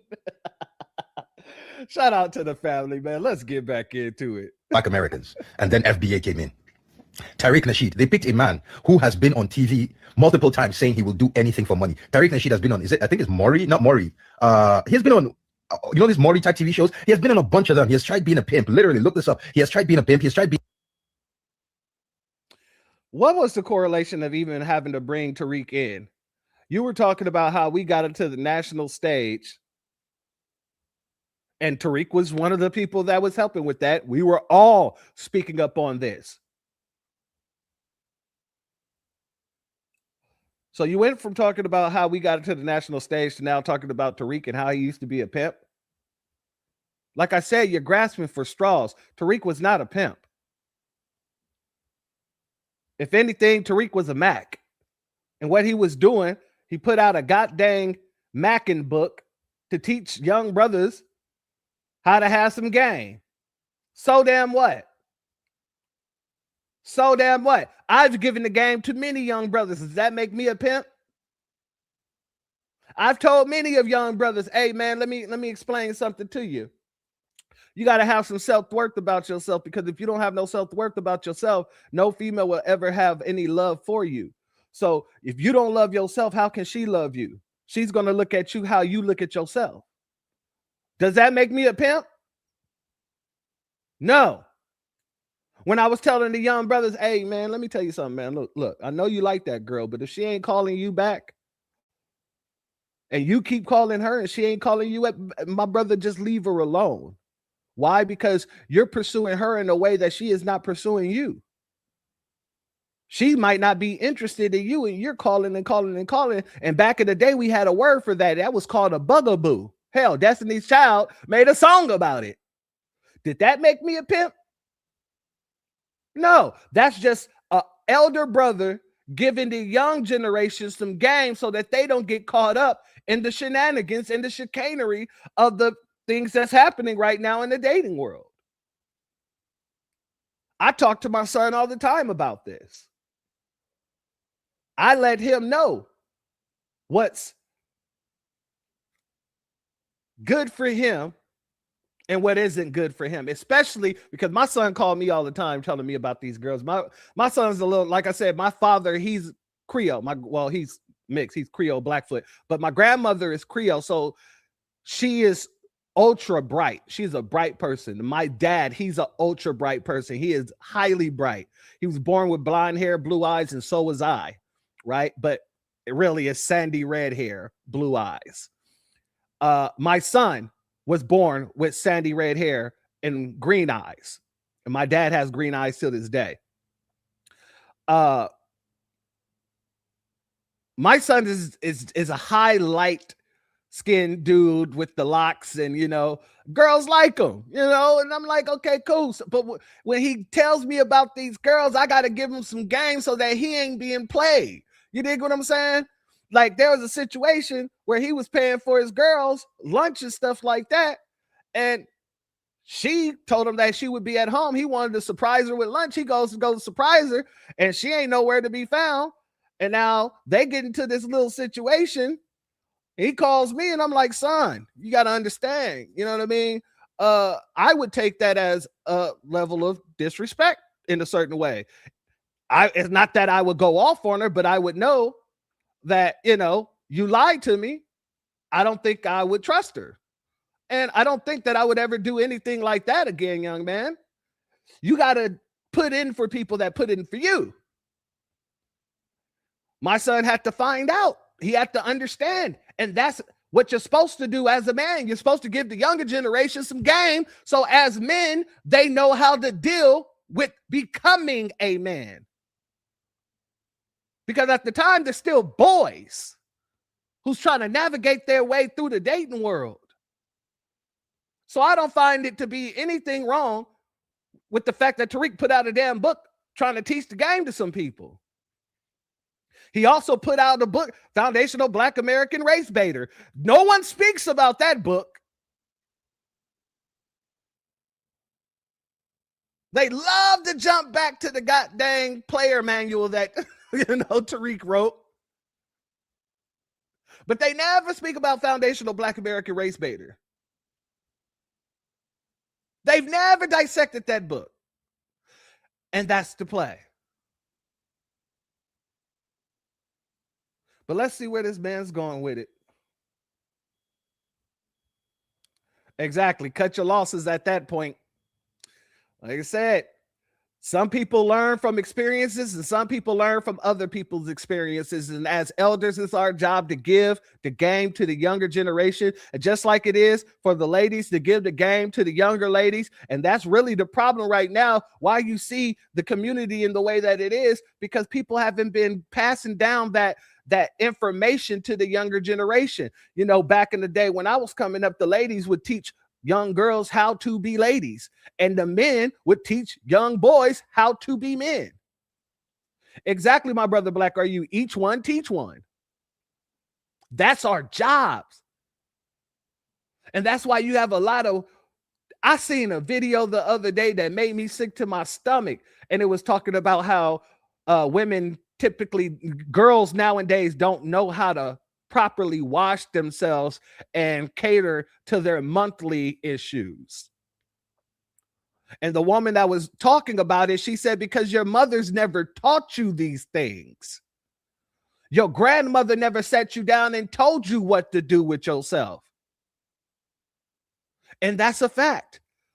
So in our community, we should be continuing to talk to the next generation about what it means to be a man, what it means to be a woman, how we take care of each other and things like that. But let's continue. A musician, he has tried doing anything, and he has been on TV. Tariq Nasheed Pimp, he was there smiling, saying, yeah, I'll do anything for money. I ain't never heard Tariq say that. And I didn't see those 2 TV shows that he was on. He was on Charm School once. I saw that episode. I used to really be into the VH1 reality shows at a point in time. So I saw him on that one, and then he was on another one, and I can't remember exactly which one that is. But I've never heard Tariq say, I'll do anything for money. I'm just saying, I'm speaking from my own damn experience, but go ahead. Heritage Foundation, the group behind Project 2025, saw that video, saw that guy. They said, we found our man. They came to him. He has a biracial wife, and he lives with his white mother-in-law.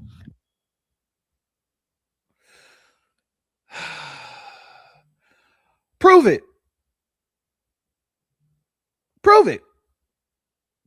Show some sort of receipts that says that, you know, the Heritage Foundation funds Tariq Nasheed.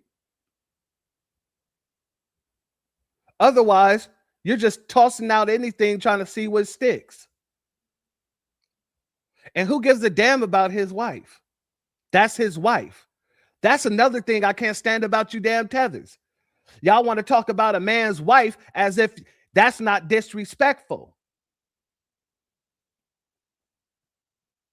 If I go to talk about your musty, crusty, and dusty mop of a wife, you want to sit there and say, see, this is why nobody respects FBA. Y'all don't have no respect for nobody. But since you don't like Tariq Nasheed, you want to sit here and disrespect his family. Consistently disrespect his family. And we're not like you guys over there in Africa. If you're half breed, if you're half black, guess what? You're black. If her father's a foundational black American and her mother is white, she's still foundational black American. And if Tariq chose to marry that woman, if he like it, guess what? I love it. Good for him. That is that man's problem. Not problem, but you know what I mean? That's that man's marriage. I'm not concerned about nobody else's bedroom. I'm not concerned about nobody else's goddamn marriage life. If you're on code, you're on code. If you're off code, you're off code. Your marriage ain't got nothing to do with that. Now, if you were, you know, a FBA and you got a Nabisco wife talking stuff, then yeah, you'll get on our radar. If you are an FBA queen and you got a Nabisco husband and you talking that nonsense, which wouldn't make you a queen, it would just make you a bed wench, you gonna get on our radar. But just because you married them, we don't give a damn. I'm gonna be honest with you. I still love Venus and Serena. I do. They never came out disrespecting the black community.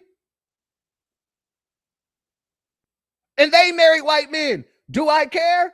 No. Why? Because they're still my sisters. That's who they chose. Right. Shout out to Trey Parks. George Lucas is married to a goddamn FBA.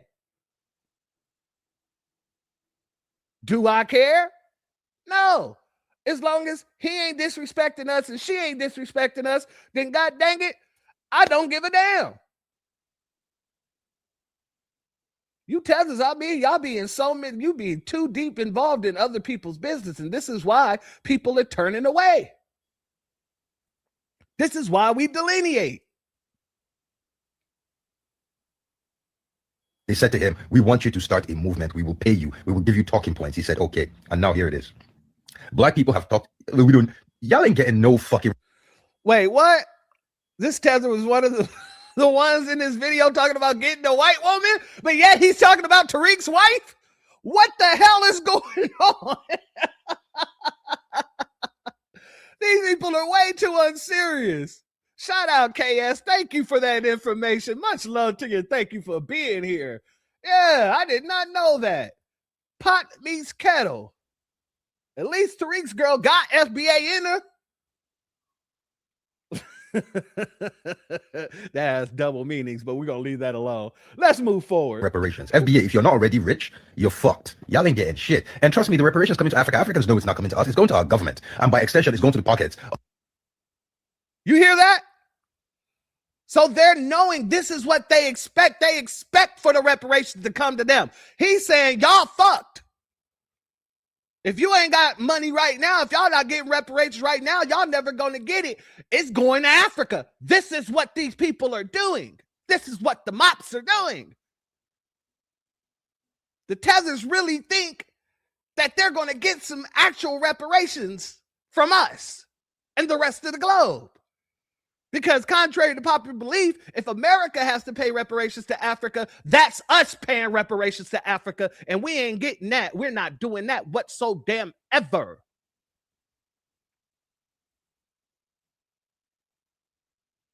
Of the families that run the African governments. It's not going to any African institution. It won't be used to fix any road. It won't be used to buy fix any school. It won't be used to buy anything that Africans need. It will go directly to the pockets of the families that run African politics.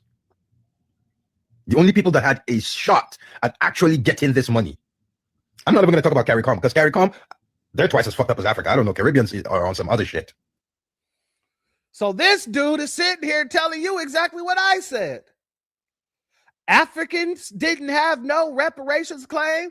The Caribbean and CARICOM is screwed up, so they're not going to be getting no damn reparations from goddamn anyone, really, you know what I'm saying? He's admitting, he's telling you everything. They know what's going on. They know what the game plan is. They know what Ghana is trying to do, and he's all for it.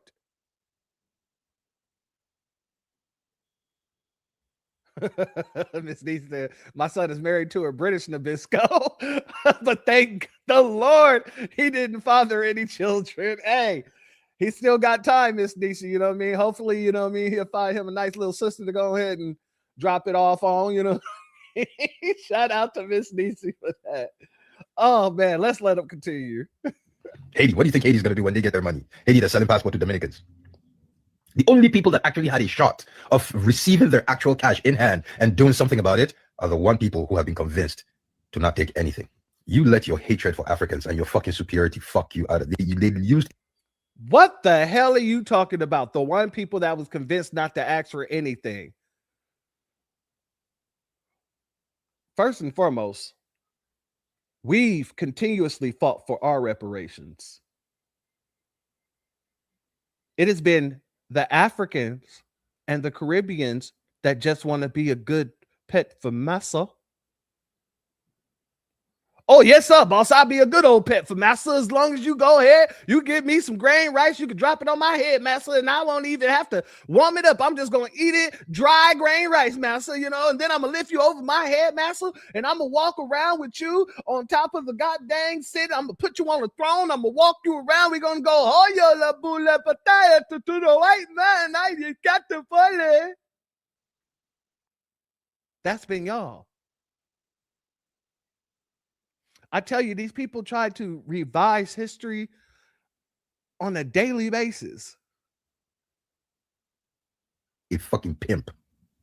A racist organization used a pimp because they knew there's only two groups of Black Americans and South Africans are the only two Black people who grew up, who were born, raised, and been around white people who, from the moment they were born, have lived under oppression. Those two groups, for some reason, hate every other group of Black people. They feel superior to that group of Black. Like, no. Our two groups are the only people that actually have the experiences around Nabiscos. And you guys come in with your love and your big old Kool-Aid smiles on your face, begging the white man for everything.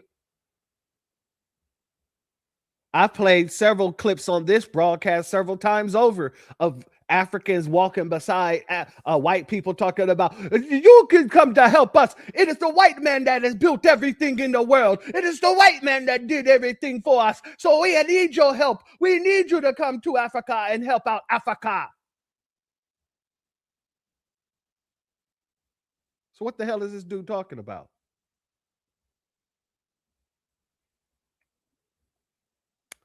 Continue.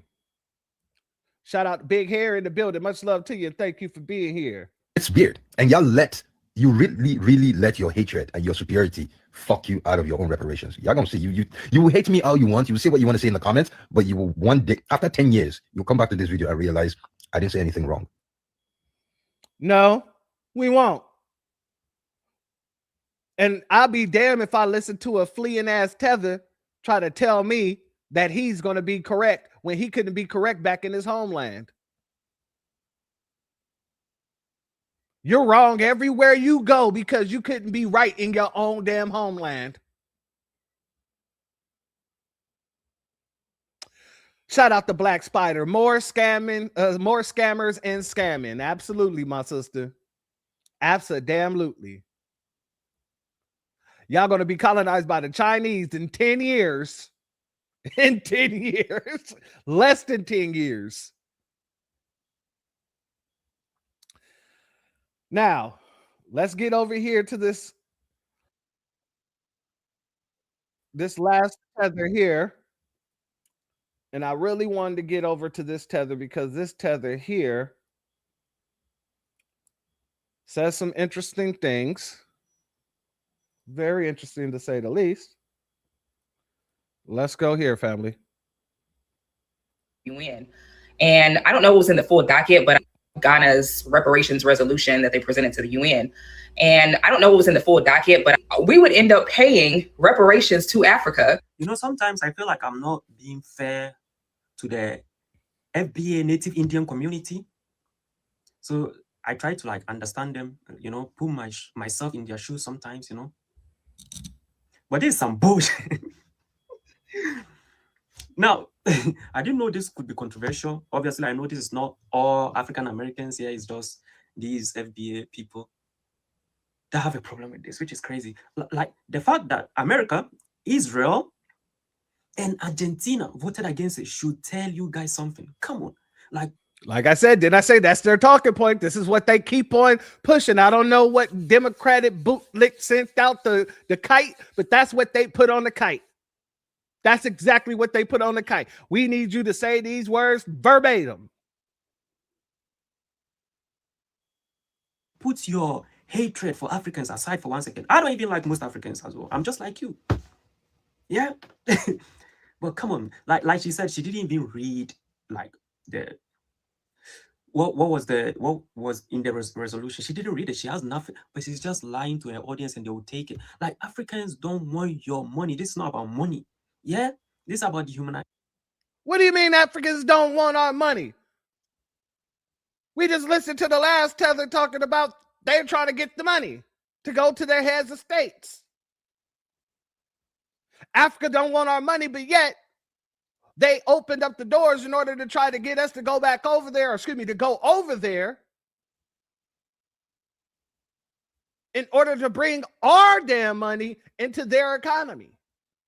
What do you mean they don't want our money? They charge foundational Black Americans differently than they charge native Ghanaians. They charge foundational Black Americans to go see the Elmina Castle. What do you mean they don't want our money? This is just tether babble at its finest. Dehumanization. And the only things Africans want is their artifacts back. That's it. All the money is coming to you. Damn, like, how old is the UN? Nobody has done this. Finally, somebody did it, and we say, complain about this? Come on, guys. Ghana's reparations resolution that Shout out to Certified NC in the building. Much love to you, family, and thank you for being here. Thank you for this comment as well. Bushmeat is one hell of a drug. You are not lying, brother. You are not lying. You know, they say bushmeat is hella toxic. So just imagine how high you'll get with those fumes going. You dig? Now, family, someone in the comments made some statements, and I want to pass it over to this sister over here. Let me go ahead and pull this down for a hot second. I'm going to go ahead and pull this sister up because we got to address some things. Let's go here. And if you want to see the full context of why this person commented this, as a matter of fact, I'm going to show you just a second. If you click on the comment, you can watch the whole video. But before I get started, this is only for historical and educational purposes only. Anything I state in this video is based on historical documents that you can research yourself. Do your own research and use your own discernment. All right, so what led up to the comment? Someone asked, can you explain why Ghana wants to seek reparations on behalf of Black Americans? So you said, y'all aren't doing anything. Y'all always getting stepped on. Y'all talk too much, and someone had to do it.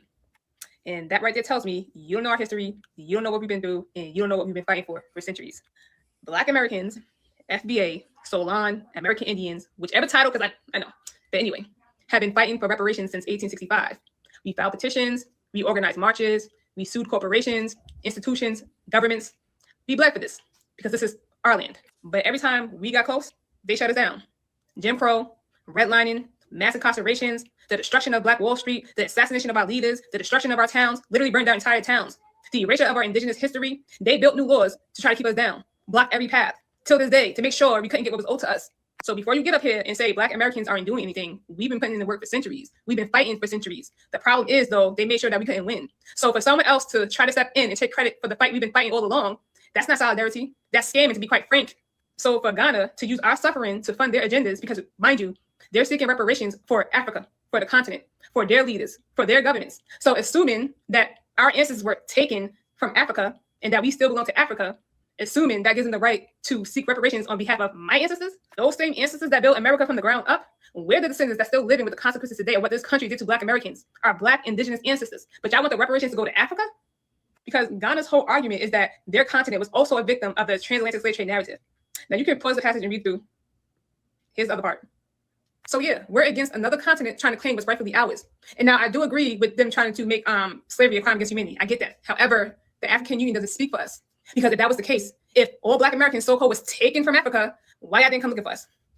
Where was the wars for us? The fight, Africa, huh? Where was the wars for helping us, freeing us? Because we had to free ourselves, literally. The white team man didn't free us. We freed ourselves because we made slavery so unmanageable. They had no choice but to free us. Do you know how many wars and revolts on this continent of North America alone that led up to our freedom? And not once was y'all like, let me go help free our African kin in America. Which makes me even believe even more that y'all not like us and we not like y'all, and the whole transatlantic slave trade narrative is something entirely different.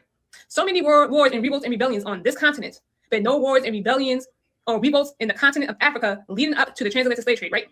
But let's get back to the topic at hand. What Ghana and the African Union need to be worrying about is why they still have slavery in their countries. Leave us alone. And lastly, I just want to address the other comments because there's a lot of comments saying that, oh, so are y'all indigenous or are y'all FBA? Let me just address this really quickly because it'll take a whole nother video if I go into detail. And y'all already know how I feel about those titles. We are the same people that represent different time periods in America. And a lot of my FBAs, y'all still believe in the transatlantic slave trade narrative. I get it. But at the end of the day, slavery still happened here in America. Whether it be from us being prisoners of war, whether it be from some of my people still thinking we was enslaved in Africa and brought over here, either which way you look at it, our ancestors still endured the atrocities of slavery here in America. Jim Crow, the systematic enslavement of our people that we are still living with today. So why is the African Union trying to seek reparations on the suffering of my ancestors that suffered here in America? Can you answer that? Let me address this comment directly. And if you want to see the full content. All right. So to answer the family's question, she is FBA. She don't call herself FBA.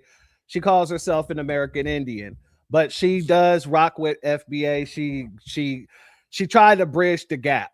You dig me? She tries to get the American Indians and the FBAs together and say, hey, we're still the same people, even though we already know that, so, she just don't want to be a part of the back and forth. I get it. No worries. I say what I say. Call with yourself whatever the hell you want to call yourself. Where are you here? Where's your family? Does your family bloodline stems to the slave fields or the beginning of this country? Yes? Okay. We already know. All right. So you can call yourself a purple giraffe for all I give a damn. Go be a purple giraffe. I will feed you seeds from my hand, purple giraffe. But it is what it is. But let me address the situation of we ain't do it, so they had to get it done. America ain't, Black Americans ain't doing nothing. So let's go here, family. I want to read some things to you. This is the World Conference Against Racism, Racial Discrimination, Xenophobia, and Related Intolerance. Declaration of Programming of Action. Now, this is from the United Nations. This is human rights, right? This is from 2002, published by the United Nations Department of Public Information, New York, 2002. Let's scroll, shall we? We get through the table of contents here. We're going to get on over here to the introduction, and we're just going to read a little bit. No, we don't need to forward. We don't need to forward. Let's get to the introduction. Let's get to the introduction, shall we? Let's read a bit here, okay? Let's go. Although the standard of non-discrimination has been established as a bedrock principle in international law, the persistence of racism, racial discrimination, xenophobia, and related intolerance clearly demonstrates the need to look for new ways to address the problem with more resolve, with more humanity, and with greater efficiency. The World Conference Against Racism, Racial Discrimination, Xenophobia, and Related Intolerance held in Durban, South Africa, from 31st August to the 8th of September 2001, helped focus the international community's thinking about where action to date has been efficient, and in what areas and in what ways we could do more to create just and fair society free of racial discrimination. Let's continue, shall we? The conference involved 9 days of intense and frequently difficult negotiations. Nevertheless, despite all the obstacles that had to be overcome, the conference was ultimately successful in negotiating a declaration and programming of action by consensus. What was that consensus? The document adopted at the conference addressed a wide range of subjects. Concerning the past, the language adopted was historical. The conference agreed. The conference agreed that slavery and the slave trade are a crime against humanity and should always have been. It was further agreed that slavery and the slave trade, including the transatlantic slave trade, were appalling tragedies in the history of humanity, especially in their negation of the essence of the victims. This is 2001 when this was taking place. This whole study, consensus here is from 2022. Was Ghana around for that, or was that just us? They said we didn't do nothing. We wouldn't do it. We had to get off our ass. We wouldn't get off our ass, so Ghana went and did it. That's what they said. But yet, this is 2001 where they're saying, hey, transatlantic slave trade is an atrocity, is a crime against humanity. So once again, they didn't do anything new. They just follow what we did and try to make it look new while trying to extract from us. So no, we ain't got to be grateful that Ghana came over here to do that. We've already done it. And what else? Let's go here. In 2016,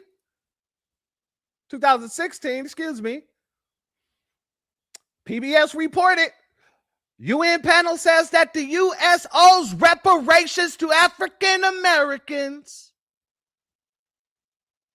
Did they say Africa?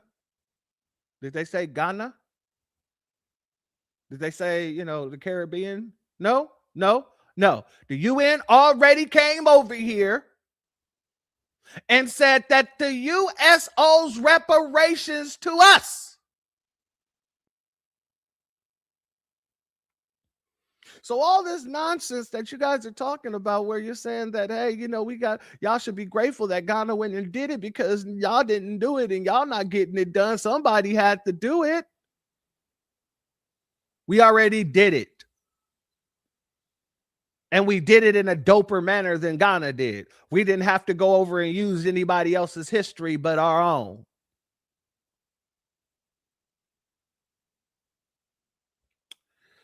So not only that, even Ghana had to apologize for its role. Even Ghana had to apologize for its role. So yeah, we don't need Ghana to come over here and do anything except for cut us our damn check. It is that damn simple.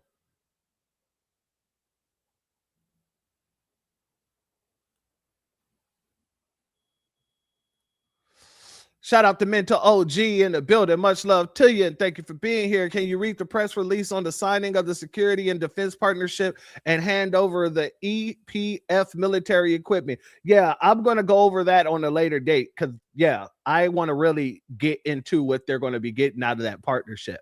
And that was another thing that Ghana, while they were over here in the UN talking that nonsense, trying to get us on the, the good foot for them, they were over there signing defense contracts to become basically a partner to the UN. And the UN is going to be giving them some concessions. They're going to be giving them some weapons and things like that. So I definitely want to go over that, but I want to break that down a little bit further than I have time to do here. So I will be doing that, but it'll probably be later in this week. Much love to you, family, and thank you for that comment. Family, let's go over and let's talk about Bobblehead Al. We got to talk about Bobblehead Al, ladies and gentlemen, because I didn't even know that Al was there. I know that he was in New York and he was at the wreath laying ceremony. I didn't know that he was at the UN too until our good brother Black Alpha put him on the big screen. Shout out to our good brother Black Alpha. And family, I'm just going to play this through. I'm not going to stop it. We're not going to stop and go. And then we're going to jump into it. Let's go, family. This resolution is an attendance sheet on what nations stand for what.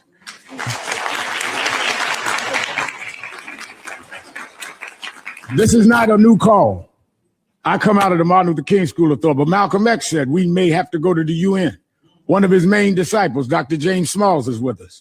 Queen Mother Moore said this. Queen Mother Blakely's here. Sister, I don't come with others that have not. Sister Salam. These are people that have been in the streets for decades.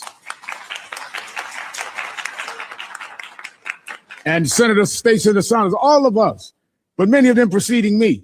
The question is not what the people feel. The people have stated their feelings and will continue to and must galvanize. The question is, what do nations stand for? When I hear nations saying they're going to abstain from a vote, how do you abstain from being a racist and a bigot?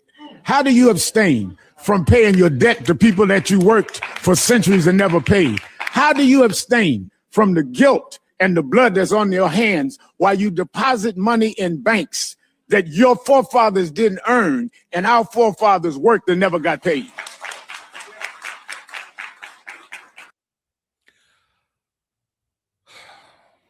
I usually would play this for someone else, but I guess they can. I guess it applies to him too. Fuck Jesse Jackson. No. Just replace Jesse Jackson with Al Sharpton. Fuck Jesse Jackson. No. Just make sure that you know that we're talking about Al Sharpton at this point in time. Fuck Jesse Jackson. No. And y'all know why. Y'all all know why. You's a cool nigga. Yeah, we ain't rocking with you, sir. And when you pass away, your legacy will say the same. You's a cool nigga. I know you got that 9-Action Network and you over there acting like you doing something spectacular for the people, but at the end of the day, all you have proven yourself to be is a race hustler. All you got to do is bring out Sharpton a couple of grand and this man will be in your pocket. You's a cool nigga. Oh, brother. Why would we listen to anybody like Sharpton? Bobblehead Sharpie. Why would we listen? When every instance that we have of you, all of the history we got on you, we got dirt, we got the receipts on you. You, sir, are a bought and paid bootlick. You are bought and paid for bootlick. With a built-in turtleneck. Where is Tank when you need him? Take off that turtleneck.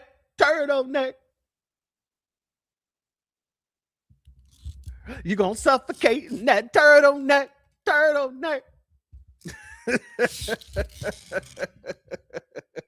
A straight up built-in turtleneck. That's crazy. Anyway, fam. Let's go here. Shout out to Donnie on timeout once again. President in New York begging for reparations for the transatlantic slave trade. You know who else backed him? Al Sharpton and the Black Caucus. Listen to this. Reverend Al Sharpton, thank you for joining us at the African Burial Grounds this morning. Thank you very much. Members of the Congressional Black Caucus are here. Let's recognize you. Thank you very much. Check this out. Al Sharpton is a Cherokee. Look, they said that, his lineage is complex. Isn't all Black Americans' lineage complex? But one thing about it is 100% American lineage based, lineage rooted, right? And the Black Caucus, what are you doing advocating to give reparations to foreigners, to some immigrants like this? They're foreigners to me. The Black Caucus and the African Union is a match made in heaven because they absolutely do nothing for the people they represent. Look at Africa, and the Africans in Africa is in shambles. And why y'all not in the UAE? Why y'all not asking the Arabs for reparations? Because they're dragging Africans like left and right. Look at Sudan. Look, the Arabs funded what's going on in Sudan. All those unalivings. Yeah. And they still selling Africans in the Middle East today. Why they not up there in the the UAE? Why they not up there asking those leaders for reparations? That's actually those atrocities is happening against their very own people, right? But anyway, America was like, look at this. America's like, yeah, y'all can miss us with that reparation stuff. We're not giving y'all reparations. Black Americans been fighting for reparations since the 1800s. Shout out to Cali and your boy Isaiah. Black Americans been fighting for reparations since the 1700s. Now, Cali House and Isaiah Dickerson was like one of the first movements for reparations, like as a collective whole. You have individuals that won their reparation cases successfully, like Belinda Sutton. Yeah, Belinda Sutton was one of the earliest known petitioners that was successful, and this happened in 1783. Then you had Queen Mother Moore. She had her reparation movement from 1920s to the 1990s. That was similar to Cali House and Isaiah. Then you had Henrietta Wood. Shout out to the family. Like I said, shout out to Donnie on timeout and everything. And also, let me give a B1 salute to our good sister, Mrs. L.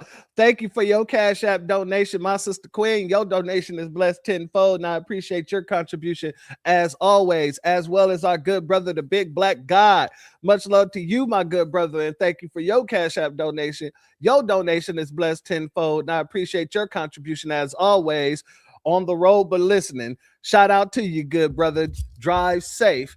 And let me also give a B1 salute to the ears that hears the truth. Shout out to you, my sister Queen. Thank you for your Cash App donation. Your donation is blessed tenfold, and I appreciate your contribution as always, family. Yeah, I'm not at all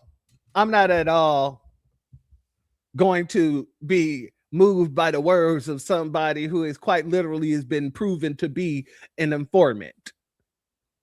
Yes, in the very same way that I don't really get moved by Amru Fudel's god dang nonsense that he be spewing, because I know he used to work as a Homeland Security. I know that he's still an agent. So that means, sir, that, you know, Al Sharpton is an agent still too. Let's go here, family. Y'all remember this? Yeah, he got caught up trying to make drug deals with the goddamn FBI. Oh yeah. Let's go here. For about 35,000 a kilo. But I gotta get more than one. Right. I mean, we're gonna do this like. Oh, you know what's a real? I mean, 10 kilograms is like $350,000. That's a drop in the bucket. We can go bigger. Every kilogram we bring in 3,500. So I'm bringing in 10, we make 3,500. That's a check target. We can. What he's going to do, we'll do what much they do. They can do it, 100 times over. Like a supplier, 100 times over. Now, that video is reportedly from 1983, and after it aired, Al Sharpton threatened to sue HBO for millions of dollars. He threatened to sue HBO because they put him on blast. But at the end of the day, ain't that you, Sharpton? Wasn't you out there trying to make deals to get birds? $35K a bird? Which goes to show that this man didn't have no real connections, because, my homeboy used to have a connection. It was 10 a key. You know what I mean? I'm just saying, I that's neither here nor there. You know what I'm saying? That was just back when I was younger. You know what I mean? I knew people back then, but I'm just saying. This man didn't even have no juice with the people he was getting the loot from. He was out here charging $35K. Anyhow. Let's go here, family. I was not and am not a rat. Reverend Al Sharpton has come clean about his secret past as a government informant. CBS 2's Dave Carlin tells us the activist admitted to helping the FBI bring down some of New York's most wanted. I was not and am not a rat. The Reverend Al Sharpton identified as confidential informant CI7, now admitting he wore a wire for the FBI. He helped the government go after boxing promoter Don King, music executives, and mobsters, including Vincent the Chin Gigante, who famously wore his robe and pajamas in public. I was cooperating. Sources say that cooperation likely started after he was nabbed in a drug sting caught on video. Helping the feds may have helped him. But Sharpton says he went to them because members of the mob wanted him dead. They were threatening to kill me. Sharpton is kicking off his National Action Network convention this week with headliners President Obama and Mayor de Blasio, who defended Sharpton. I think he has done a lot of good for the city of New York and for this country. Retired NYPD Detective Sergeant Joseph Jackalone says unmasking any confidential informant troubles him. You never want this because we need people to help cooperate, so this is an unfortunate incident. Sharpton said he has no regrets. He'd do it all again. Dave Carlin, CBS 2 News. Now, they mentioned they went after Don King.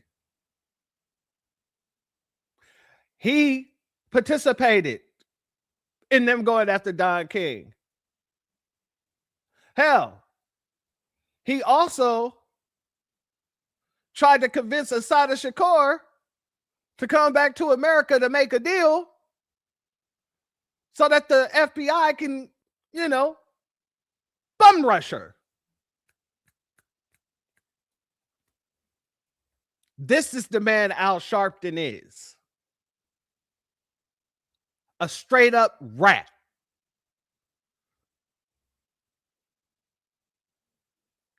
They mentioned he went after Don King only in America, but god dang it, they you don't know how many people they use him to go after in the black community.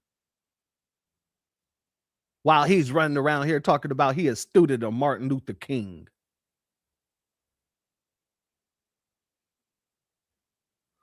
Shout out to our good brother Jesse Paris in the building. Much love to you, my brother, and thank you for being here. Shalom. Let's go here, family, because this is the Al Sharpton that they love to promote to you. You know, the guy who's loved by all the politicians. The guy who's, you know, taking all the political shots, getting awarded. Bringing all the politicians on his non-action network. This is the Don King, the Al Sharpton that they want the world to know and love, But the fact of the matter is, this is the Don King, Al Sharpton. I don't know why I keep saying Don King. This is the Al Sharpton that we all know and shun. This is the Al they want us to know and love. But this is the Al that we know and shun. Harris helped Reverend Al Sharpton hide endorsement payments. Shortly after Kamala Harris' campaign sent to the National Non-Action Network $500,000, Reverend Al Sharpton endorsed Kamala Harris on MSNBC Politic Nations. National Black Church Initiative, NBCI, a coalition of black churches, urged MSNBC to suspend Sharpton over the pay-to-play arrangement between Harris and Sharpton's non-action network. Oh yeah, this is going down in history, Al. When you go the way of Jesse Jackson, this will be your legacy as well. Good to see you. We have a couple questions for you on this, but let's just start simply with the accusation that President Trump has leveled at you. Were you paid for an endorsement? Well, absolutely not. And as the FEC filings say, they helped the campaign, gave funds for Get Out the Vote campaigns for National Action Network, of which I'm a part of, and other civil rights groups, some which got more than National Action Network did. National Action Network, nor I even endorsed her.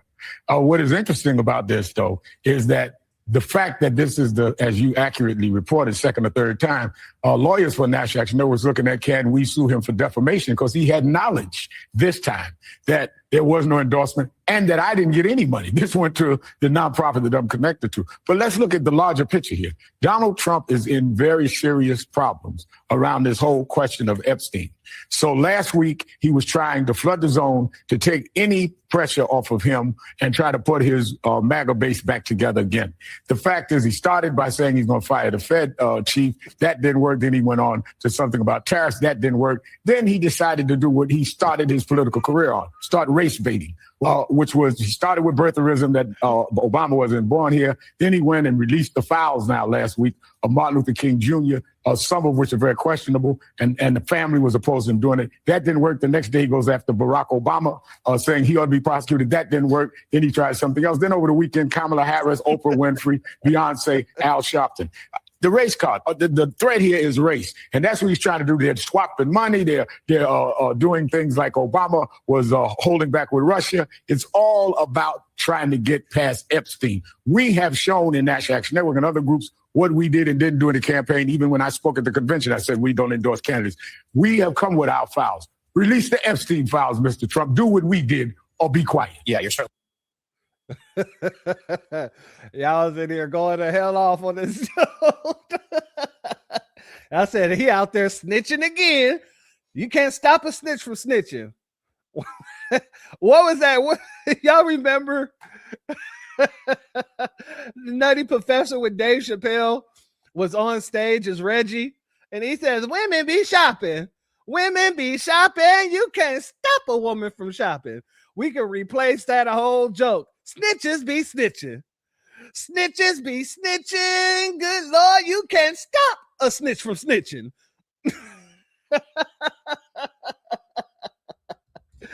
Oh man, shout out to Dave Chappelle for that role. That was a hilarious role. Look, he love his cheese. He love his cheese. Shout out to the family. Let's go here, fam, because I want to remind you of this here. God dang it. This is what he was worried about. Coalitions of black churches representing 28 million American demand MSNBC fire Al Sharpton. Calls for investigation into Kamala Harris payments. Yeah, he is a bought and paid for bootlick. He is a bought and paid for shoe shine.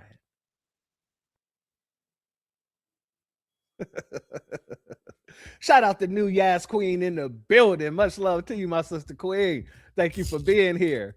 Now, let's talk about the man who is his protege. And there's only one part that I really need to speak about with this guy. We got to talk about the man who claims to be the AG of the black community, Ben Crump. Oh, no, I'm not bull stuffing or gaslighting. That's exactly what he just said. Let's go here. Thank you, and good afternoon. As Black America's Attorney General, a title conferred upon me by my mentor, our civil rights leader, Reverend Al Sharpton, and other Black Americans. Thank you, and good afternoon. As Black America's Attorney General, a title conferred upon me by my mentor, our civil rights leader, Reverend Al Sharpton, and others. So these two must not know what the hell an attorney general's job is. They must not know what an attorney general does. An attorney general is responsible for indicting criminals for whatever state or for the federal government. Who has Benjamin Crump indicted when it comes to foundational Black Americans or for foundational Black Americans? Someone please let me know.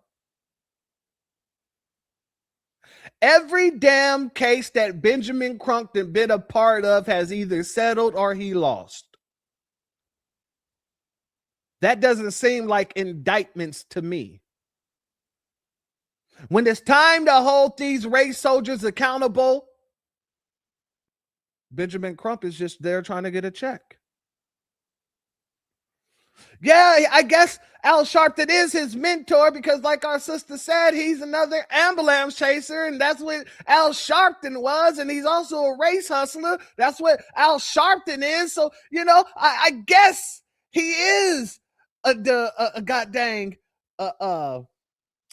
mentee of Al Sharpton.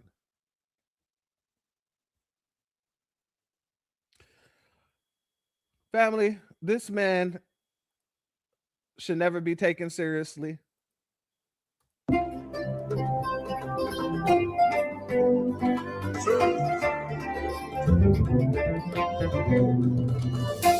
Problem there, better parties. I'm only big man.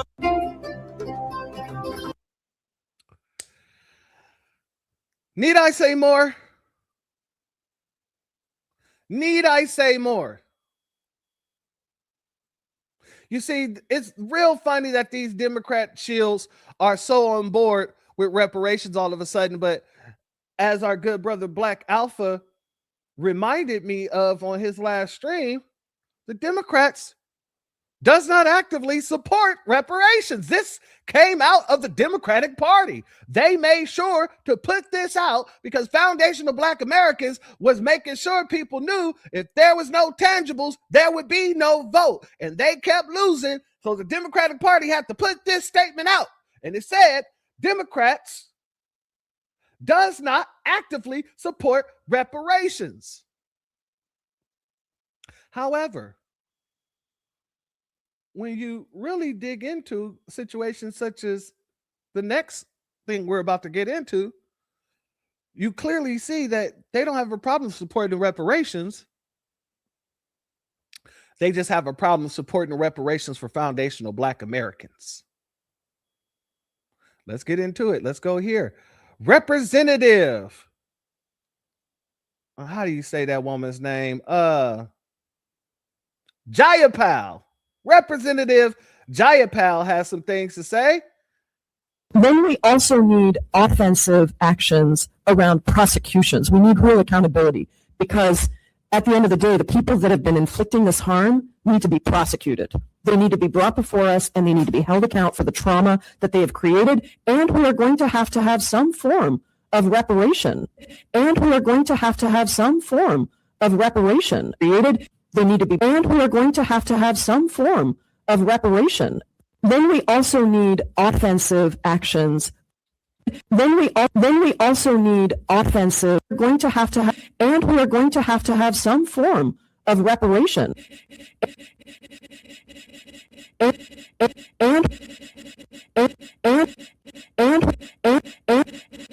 we are going to have some form of reparation.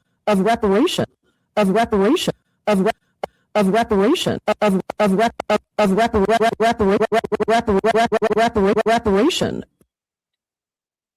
DJ Church in the building. Oh no, y'all don't support reparations, right? But y'all have no problem saying you want to give reparations to illegals. Y'all have no problem trying to give our reparations over to Ghana, trying to shovel it out to the Caribbean. So it isn't about reparations, it's about foundational Black Americans. That's what all of this is about. The fact that y'all don't want us to have what's owed to us. Exactly, Aquarius. She must be smoking on meth and crack. She done created a new drug. Fentanyl wasn't hard enough. They call it methy crack. Cracky meth. That blue magic got nothing on this. Math. They call it math. Oh man, these people. Let's go here, family. So let's start with a quick question because you know I'm way too mentally unstable to be dealing with this right now. Democrats, are you fucking dumb? Here we go. This is being reported by the HuffPost. House Democrats call for reparations for children and families traumatized by ICE. So Representative Premilia Jayapal, a Democrat from Washington, on Friday called for federal reparations for the children and families who have been traumatized by U.S. Immigration and Customs Enforcement officers amid the chaotic and lethal enforcement of President Donald Trump's immigration agenda. Jayapal made her case during a congressional hearing called Kidnapped and Disappeared, Trump's Attack on Children, which focused on the nationwide ICE deployments and the need for defensive reform to prevent federal agents from continuing to inflict emotional damage. That's what she said this shit is, emotional damage. And she says that, and then we also need offensive actions around prosecutions. We need real accountability because at the end of the day, the people that have been inflicting this harm need to be prosecuted. That I actually do agree with. It says she continued to say they need to be brought before us and they need to be held to account for the trauma they have created. And we're going to have some form of reparation for the kids and families that have been traumatized. So they're actually saying that they're, the number of children in immigration detention has skyrocketed. Federal immigration agents arrested more than 3,800 children between January and October 2025, per the Immigrants' Rights Clinic at Columbia Law School. And that was another analysis they did by The Guardian. So that's where they're getting numbers of the 3,800 children. So Jayapal on Friday called for these for-profit immigration detention centers to be abolished.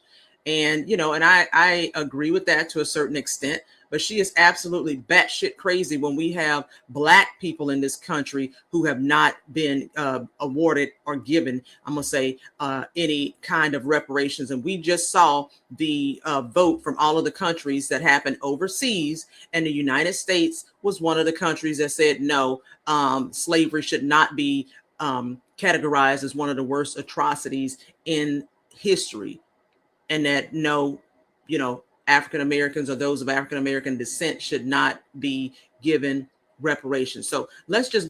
No, they didn't say people of African American descent should not be given reparations. They said that Ghana should not be given reparations. They said they're not in favor and they don't believe they should be paying reparations.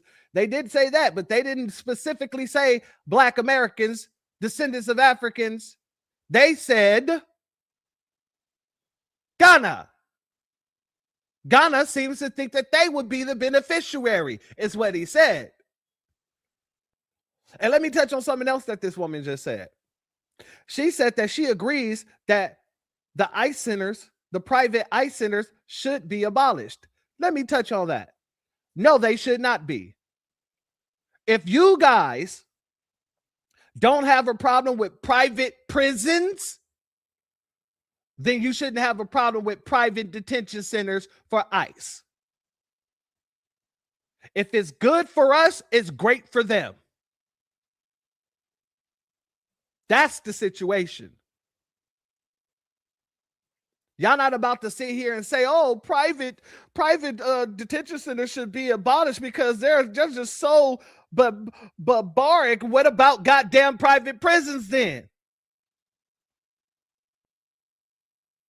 There was just a situation with one of our brothers out there in Florida, handcuffed in an elevator, getting beat up by a damn tether, and ain't nobody go down there and check on that situation. Ain't nobody saying private prisons is a problem.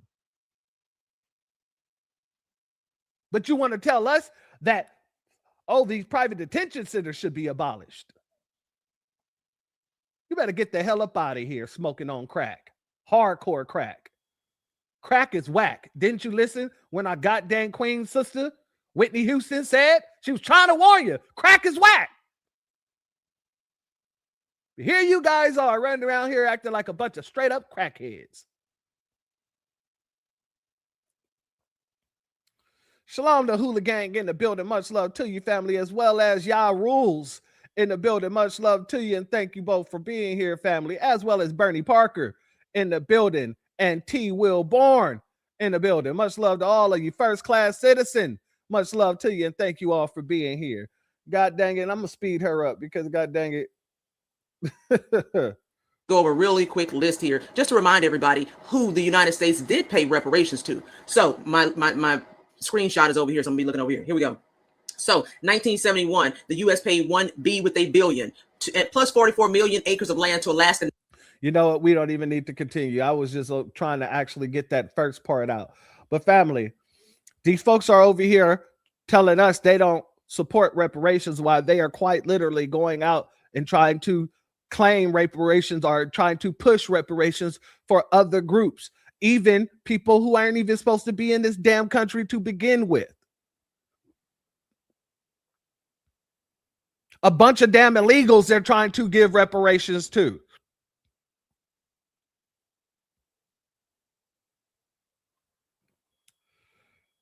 Oh, man. For the trauma. The trauma. What about our kids' trauma? What about our trauma? You see, I had to calm myself down right there because I was about to cuss again, but I had one of those moments. I don't know if y'all saw that meme where he's at the bank and the chick said, "Think about what's good for your family." He turned around and was like, "How the hell you know what's good for my family, bitch?" And the dude was like, "Mr. Kane, you don't have to cuss and raise your voice. One of the two will suffice." And he turned around and looked and said, "All right, how the hell you gonna tell me what's good for my family, bitch?" I just had to have that moment right there. I had to think to myself, you don't need to cuss and yell. No, I'm saying, family. Anyway, these folks are proving to you that they should never ever receive another Black American vote as long as they are campaigning for them, to be honest with you.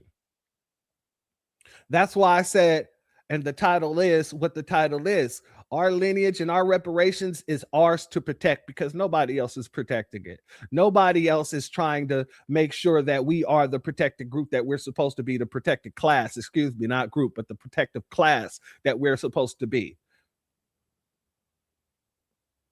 None of these people are running around trying to do what's right for foundational Black Americans, including people in the Black Caucus, or excuse me, the Tether Caucus, Congressional Tether Caucus to be more specific.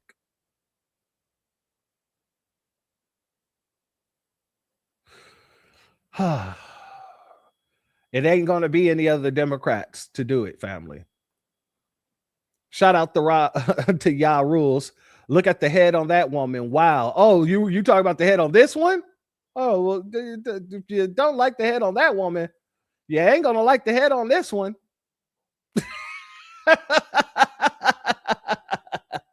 Listen to what these people are going around talking about, family. Let's go here. We just reached a majority of signatures necessary on our discharge petition to force a vote to extend Haiti TPS for 3 more years. And I'm just elated. And this is just such a reminder of the power of organizing. This is why we fight. I'm so grateful for our broad coalition that made this moment possible. This is essential to saving lives. And the 350,000 Haitian nationals that call this country home are so deserving. We just reached a majority. These people are out here getting signatures so they can try and extend the TPS for Haitians. These people are out here doing everything for everyone else, and they're not even taking a look at foundational Black Americans and what's owed to us. Like I said, it's on us. It's ours to protect. Our reparations, our lineage is ours to protect, because these people damn sure ain't doing it. And you know, this Negro here, this buck dancing, tap dancing, Stephen from the Django, Jim Stephen from Django Clyburn. If you ain't heard about this, you know damn well what this is. 85-year-old Congressman Jim Clyburn will run against his daughter instead of endorsing her, aiming to extend his 33-year political career. Y'all know what this play is, right? Oh, yeah. So instead of endorsing his daughter, he's going to run against her, and most people are going to vote for her instead of him, because that's what he's going to make sure happens. But he did this in a way because guess what? If he would have stepped down and allowed his daughter to try to run for his seat on her own, you know who would have got that seat? I truly believe in my heart of hearts that our good brother Marcel Dixon would have took this man's seat.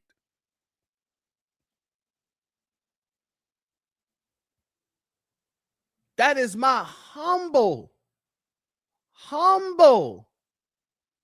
my most humblest opinion on this situation.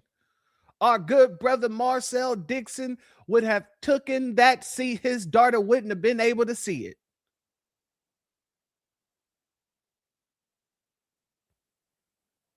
And see, this way, it can make it seem like he lost fair and square. It looks less like nepotism and more like getting her father out of the way so she can do the job that the American people need her to do.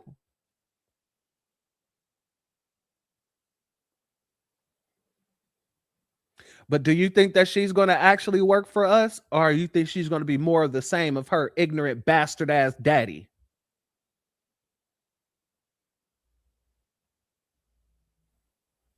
If you pick the latter, you would be correct.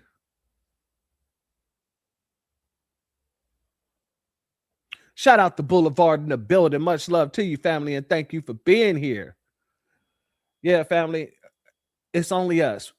We're the only people that can speak for us because we're the only people that's going to speak for us. It is that simple. We know what's at stake. We know what's at stake.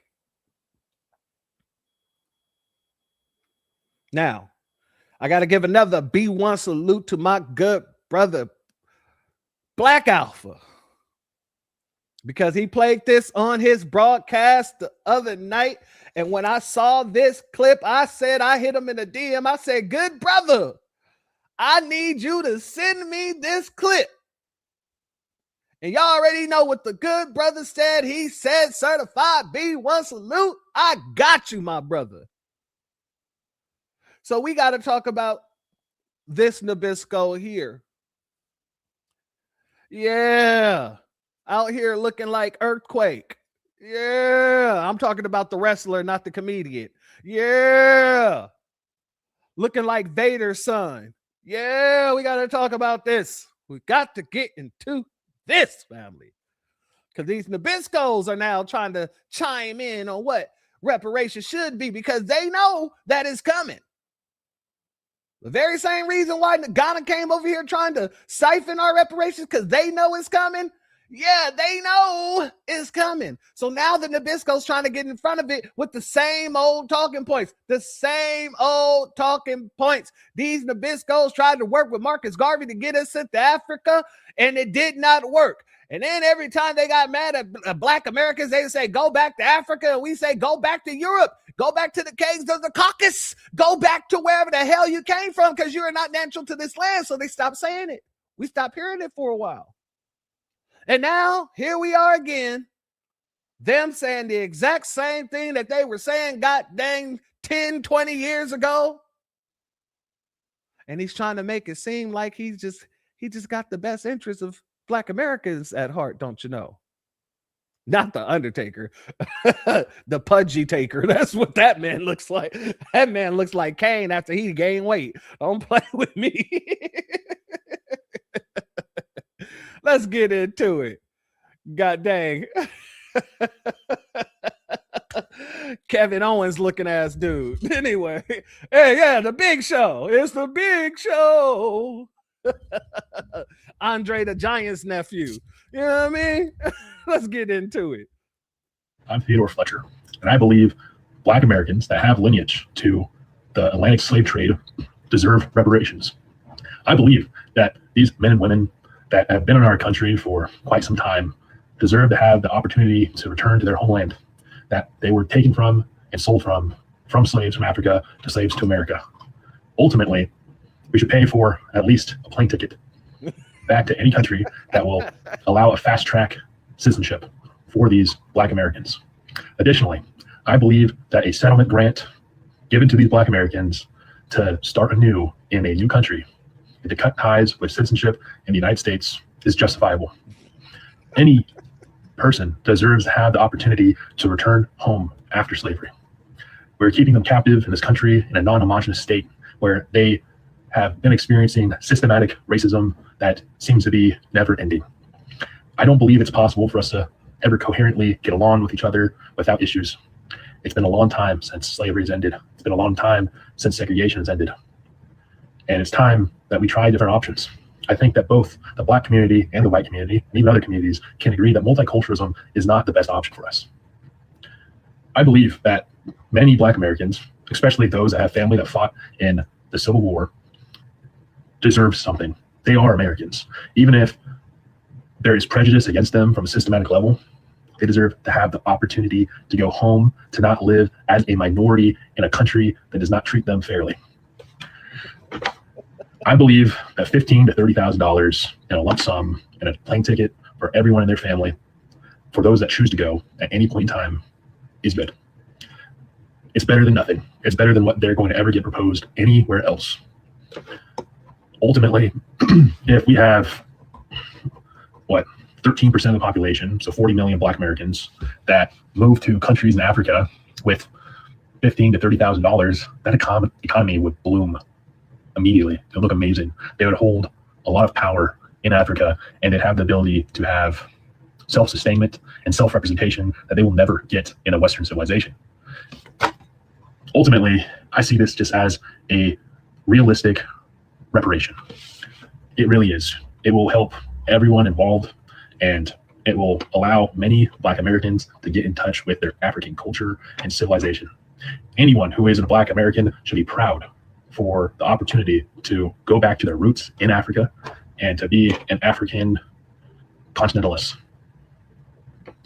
Love your own people, regardless of where you're from, especially if you're Black. All right, family. I didn't even interrupt it because I was having too good of a time highlighting y'all comments, family, because y'all is in here roasting this dude right now.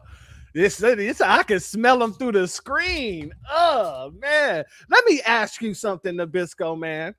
Let me ask you something, Dude Lug, Mankind. Y'all was giving all the good ones over there, but boy, if it did not work for Marcus Garvey, what makes you think it's going to work for you? This man is Irish, by the way. This man is Irish, by the way. So somebody who got here in between 1891 and 1921 is trying to tell us that our reparations should be going to a land that we've never been to. And then he tried to say, yeah, you know, but because they are American. So if we are American, what makes you think we're going to leave America? He says, yeah, we should give them $15,000 apiece. And if they take their money over there to Africa, they'll have so much power. They'll be so wealthy. $15,000 isn't a lot of money. I could spend $15,000 in a weekend in Vegas. I could spend $15,000 with my eyes closed just scrolling on my phone. Not to say that I would, but I'm just saying that I could. My point is this. $15,000 is a drop in the bucket compared to what America owes our people. $100 trillion to start.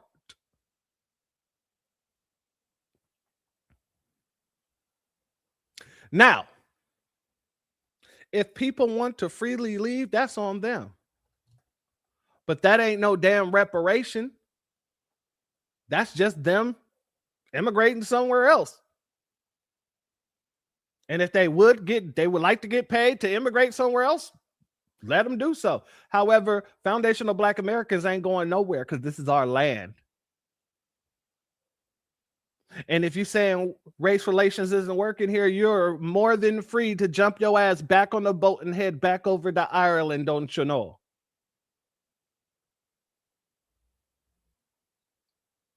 As a matter of fact, I can make some phone calls and see if Ireland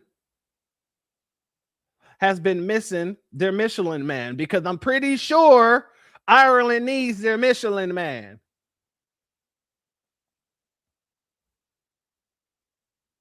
Shout out to our good brother Cool Keezy in the building. Much love to you, my good brother, and thank you for being here. Now, I want to go to this sister because she's going to make it simple and make it plain. I'm not even going to, you know what I mean, hold you guys.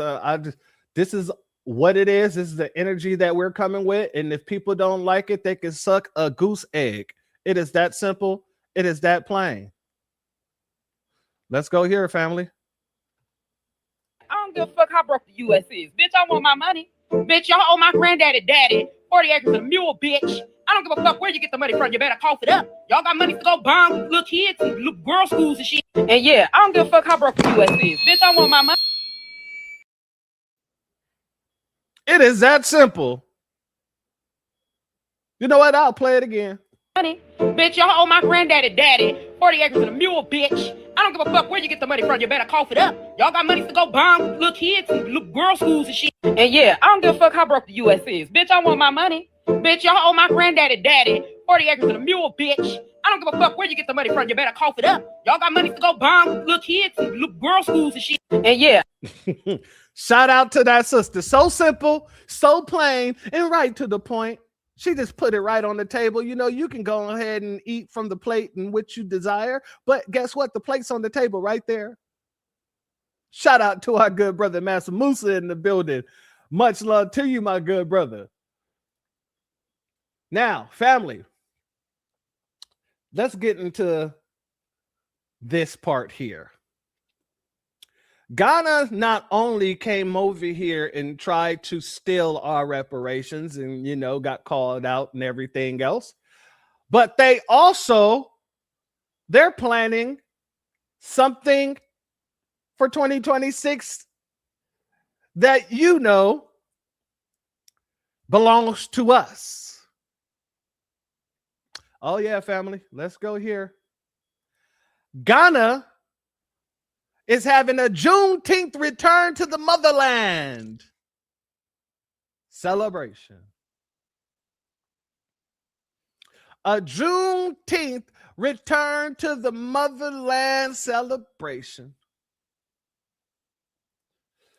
If you're not insulted, hold on to your hats. Visit Ghana and explore its connection to African American history. Whether you want a Ghana vacation or you want to immerse yourself in a culture and history, you will not be disappointed.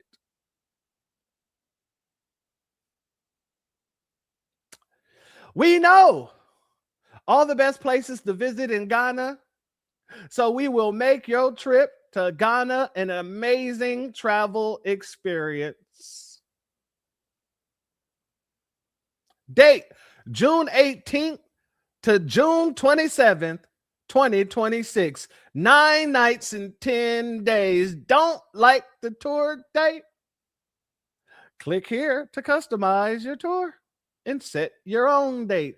Price: only $3,699 per person.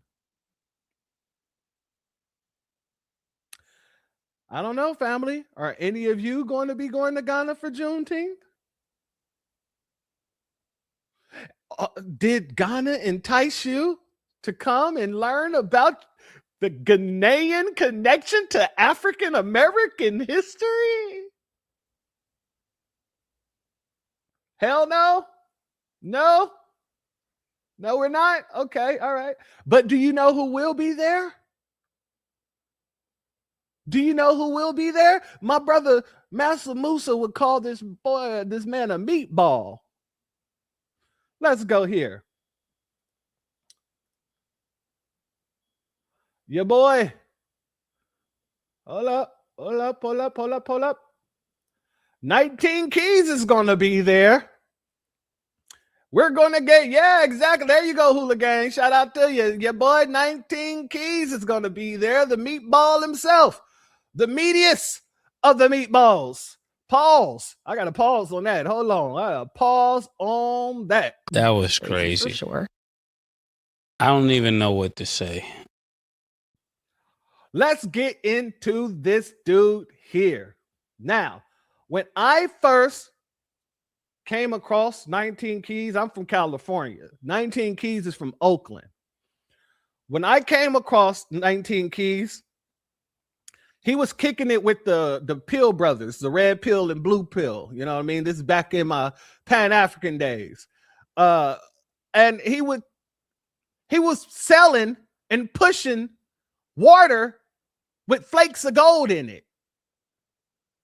And I'm one of those type of people, when I see stuff like that, I'm like, shame on these dudes trying to sell to the community. You're just trying to make a quick buck, because, you know, the Pill brothers, they were selling stuff like monetized gold, you know, the little drops you drink and all this other stuff. So these are situations that these dudes have been involved in. And I was knowing back then, I was like, yeah, niggas selling gold flakes in water? Nigga, no. I'm not. I'm like, look, but if people buy it from you, That's their business. I'm not going to stop nobody from making money. That was my thinking. But then this dude got tied in with Earn Your Leisure. And you know how they was scamming. You know how they were scamming. Right now, 19 Keys follows me on X. And I never followed him back. Well, actually, I did follow him back. But he DM'd me. And I never DM'd him back. Because the DM that he sent me was something about crypto. Man, I must have deleted that damn message and I ain't never took another message from the dude. Because in my experience, those kinds of people be scamming. Now, I own some crypto.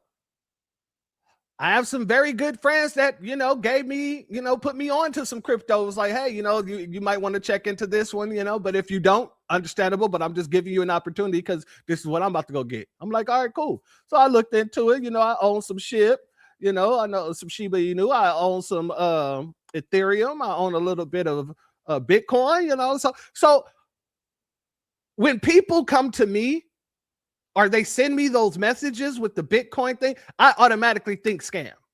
Automatically. There's going to be a rug pull somewhere. And y'all just trying to get as many people as you can in order to purchase your crypto coin. That's how I think with this stuff. So I already had an unsettled feeling about 19 Keys. However, he proved me correct when he released this video here. You're right, and there's a degree of being wrong at the same time, right? So essentially, a lot of this is centered around Foundational Black Americans. That is a lineage-based group who does act like an organization or a movement with a center head, which would be Tariq Nasheed. Now, he says that he is not the head of it. It's a lineage, right? And we are not a group, but he definitely acts like, the leader of the group, if you will. And then there is the way that they treat and talk about Africans. So it's very demeaning, right? They talk about delineation, right? Which is a separation and saying that, look, we are Black Americans. We are not associated with other groups and we don't want to be grouped and classed in as well. We are from America, right? We have our rights in America and we're going to continue to make strides and progress here in this land, which is not a foreign concept, right? When there were schemes to push you're right, and there's a degree of being wrong at the same time. So as you heard, he called Foundational Black Americans a group. And then he called Tariq a leader. Even though he says he's not a leader, he acts as a de facto leader is what he said.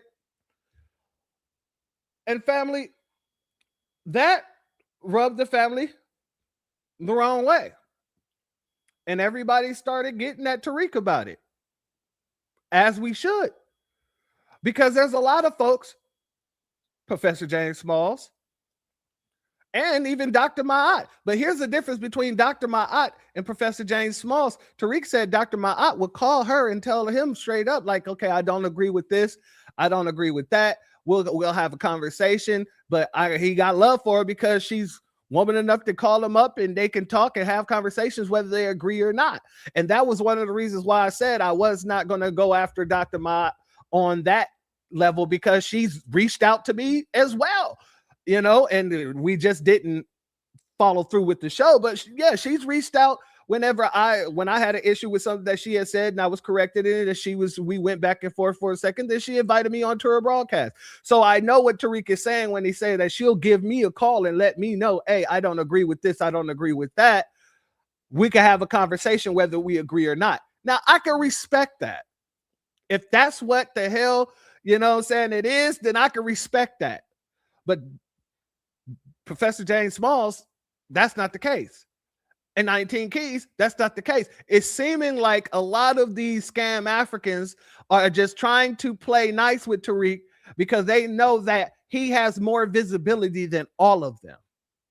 And if you play nice enough, he might just put you in one of his projects and give you more visibility than you have. I want to give a shout out to Black TMZ for this video here. I'm not going to play it all. I'm just going to play the segment that I need here. Hold on. Let me cue it up. Let me cue it up real quick. It's 11:31.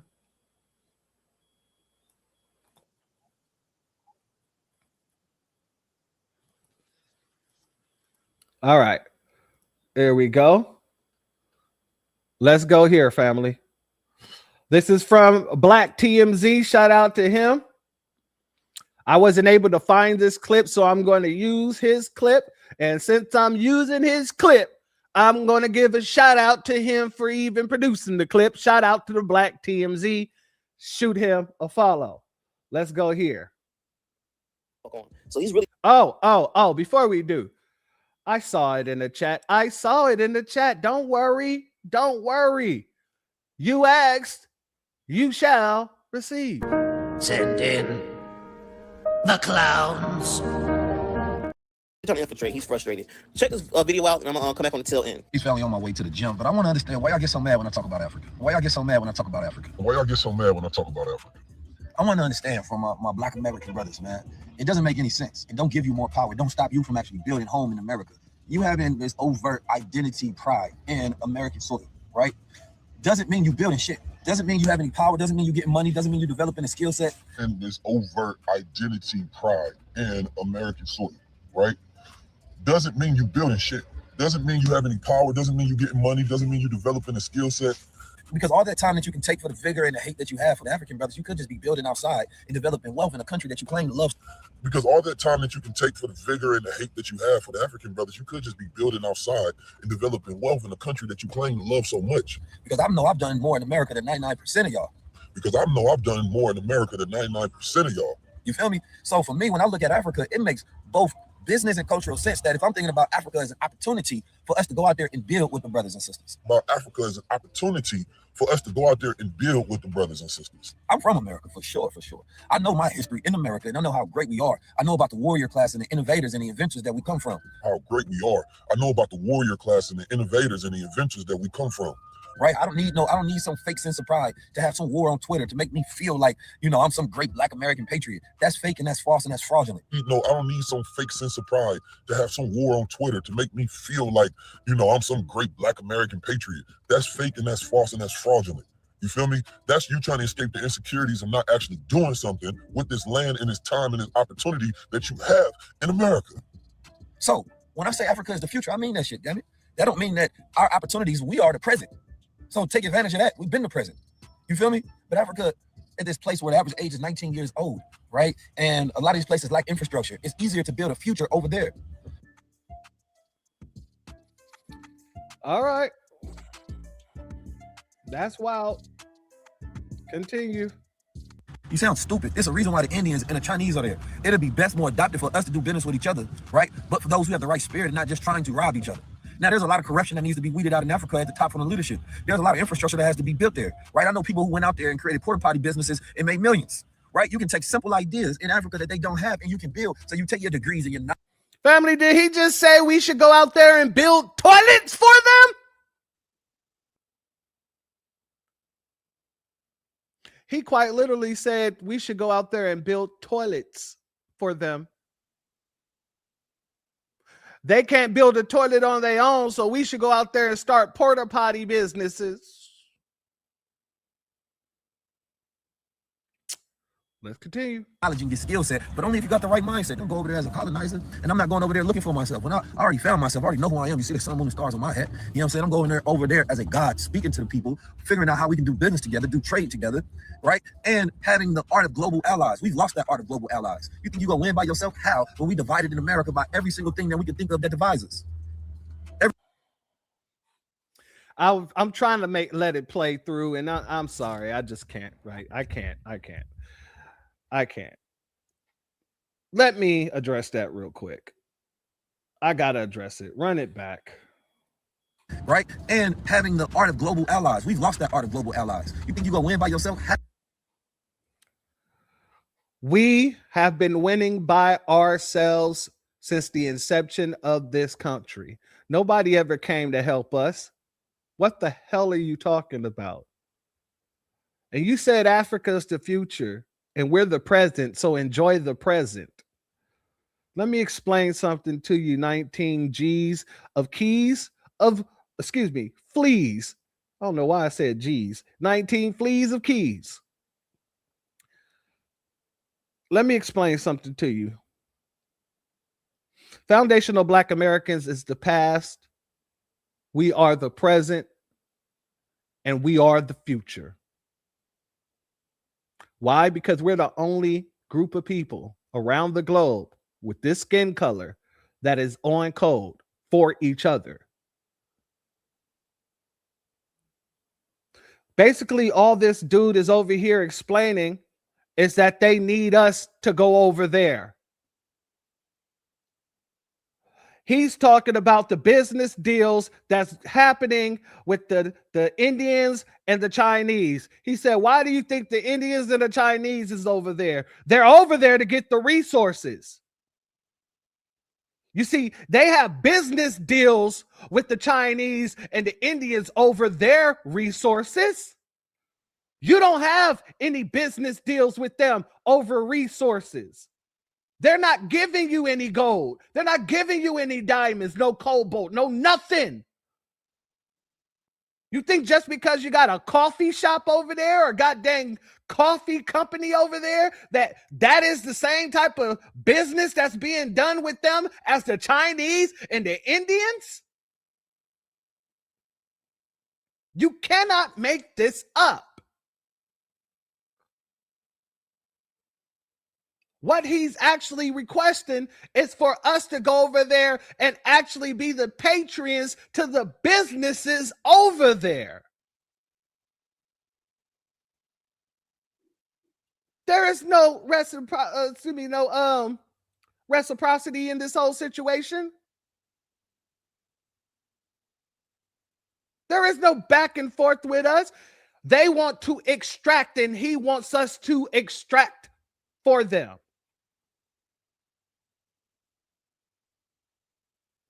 I don't give a damn about your coffee. I don't even drink coffee. I'm a tea man myself. Give me some chamomile tea, I'll be all right. That's the only caffeine I put in my body. Damn your coffee. And damn Africa and damn their businesses.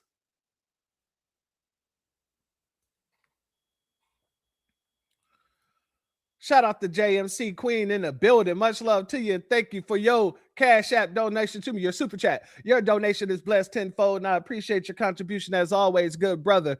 19 coffee beans. I'm telling you, man. Shout out to you. Thank you for that. As well as, let me make sure, because I thought. Yeah, let me give it another B1 salute to our brother Zavon Scott. Thank you for your super chat. Your donation is blessed once again. And thank you for your contributions as always, good brother. Only FBAs have the baton in this reparations relay. You are absolutely correct. And the only people we passing the baton to is each other. It is that damn simple. Shout out to you, my good brother. Thank you for being here once again. Exactly, Masa. Go ahead, some green tea with some ginseng. Woo! I'll be straight. You know what I mean? Sometimes I just have some straight ginseng tea. Like straight ginseng. You know what I'm saying? Give me that energy. Let's continue. But we divided in America by every single thing that we can think of that divides us. Every single day you're looking for another reason why you don't want to work with somebody. This dude is so back and forth with himself.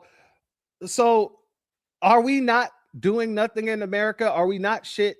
Or are we the shit? Because you said, I understand our greatness and everything we done here and all this other stuff. But every time you turn around, you saying, y'all ain't did nothing. I done more than 99% of you people and all this other stuff. You ain't talking like somebody who cares about the community. You're talking like somebody who's trying to extract from it.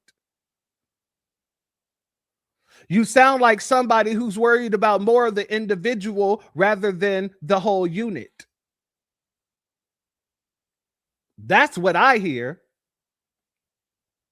You all let me know what you hear out of this in the comments, please. Shout out to our good sister, Faith Speaks Life. Thank you for your Cash App donation. Your donation is blessed tenfold, and I appreciate your contribution as always, my sister. Let's continue. Weak-minded. So anyway, Africa is the future. We are the present. Let's build together. Peace. No. Black Americans is the past. Black Americans is the present. And Black Americans is the future. Black Americans, foundational Black Americans are forever. You know how WWE has their little call tag when it starts up?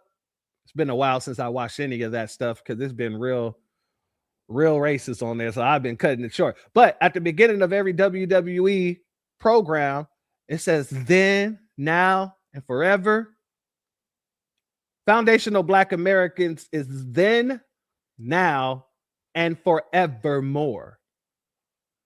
Don't ever get that messed up.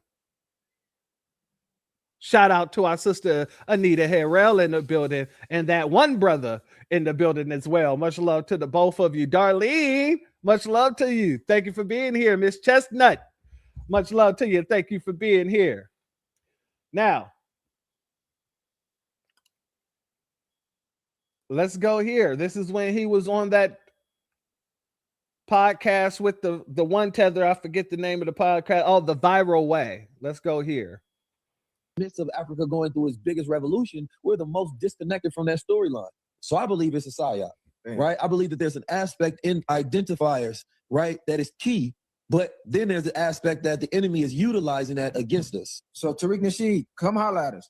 Because you the face of that movement, that whole tether and all that. We need to get down to that. And I talked to Tariq about that, actually. Because a lot of these niggas control the opposition, and I'm starting to wonder about a lot of... Everybody's been going in on 19 keys. All right. So that's what he said. And shout out to George for that pulse right there. Shout out to him. Now,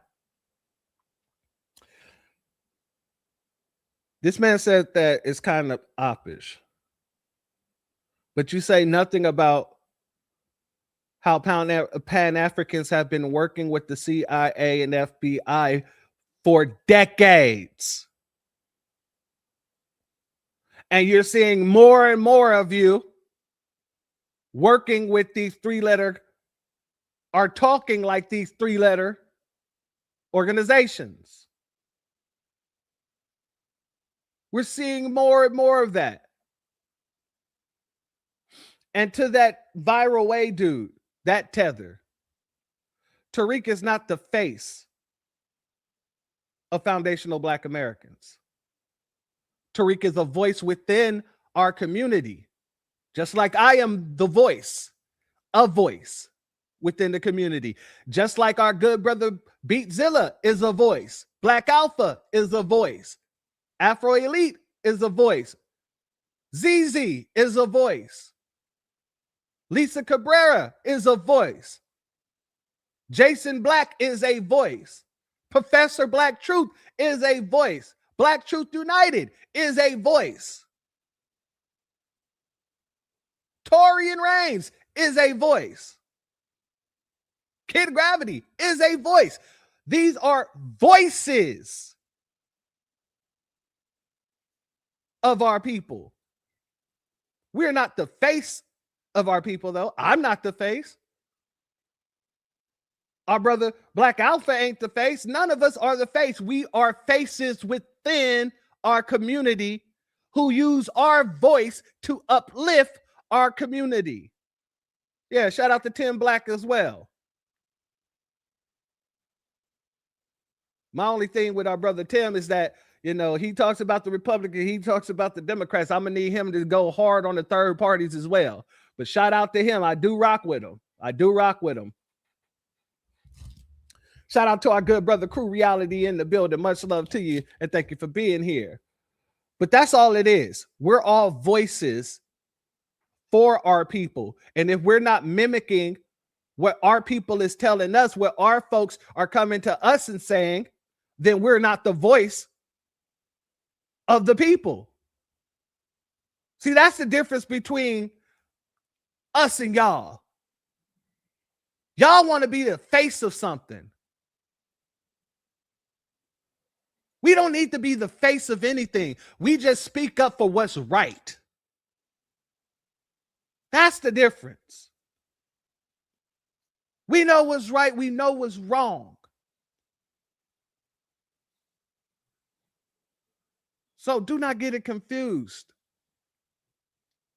You tether on a podcast. There is no face of foundational Black America.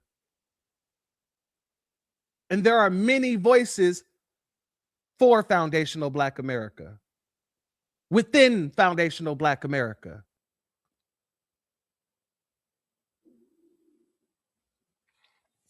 Now,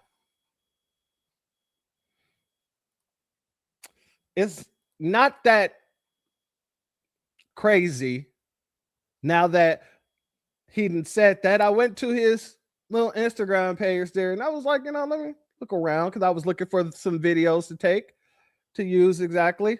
And I started scrolling and I came across somebody very interesting that he reposted. I'm going to scroll. I'm going to keep scrolling. Scroll. Where is it? Oh, there you go. And I ain't nothing like the rest of you niggas. I'm more like a Glasses Malone. I slap the shit out that crap on stream. A white person cannot invalidate or validate anything in our spaces. So let's start there. Who gives a fuck what Aiden Ross thinks? Is that what your mother told you? I'm sorry, Winnie the Pooh. Did I hit a soft spot? Like that third chin? That third chin be reverberating every time you talk. It just earth shake. A 3 chin nigga. I'm sorry, man. I that is something special. I ain't never seen a 3 chin nigga. I seen fat people who got 2 chins. This nigga is semi-fat. He's a Winnie the Pooh fat. That nigga got 3 chins. The third chin is for storing food. He's like a chipmunk. Instead of storing it in his goddamn cheeks, he stored it in his chins.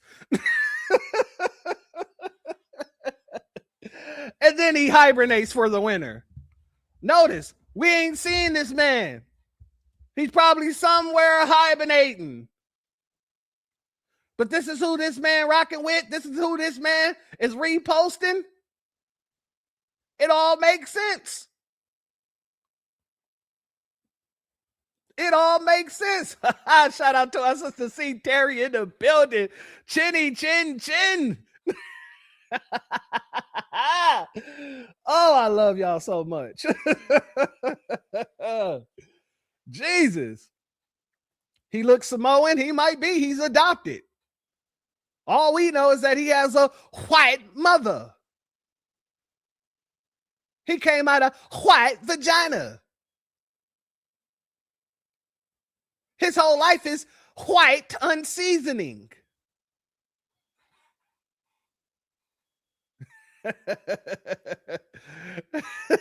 Shout out to Hula Gang. You can hide chestnuts in one of those chins. Oh, man. Shout out to Sean in the building. Double thin chickmunk. Oh, man.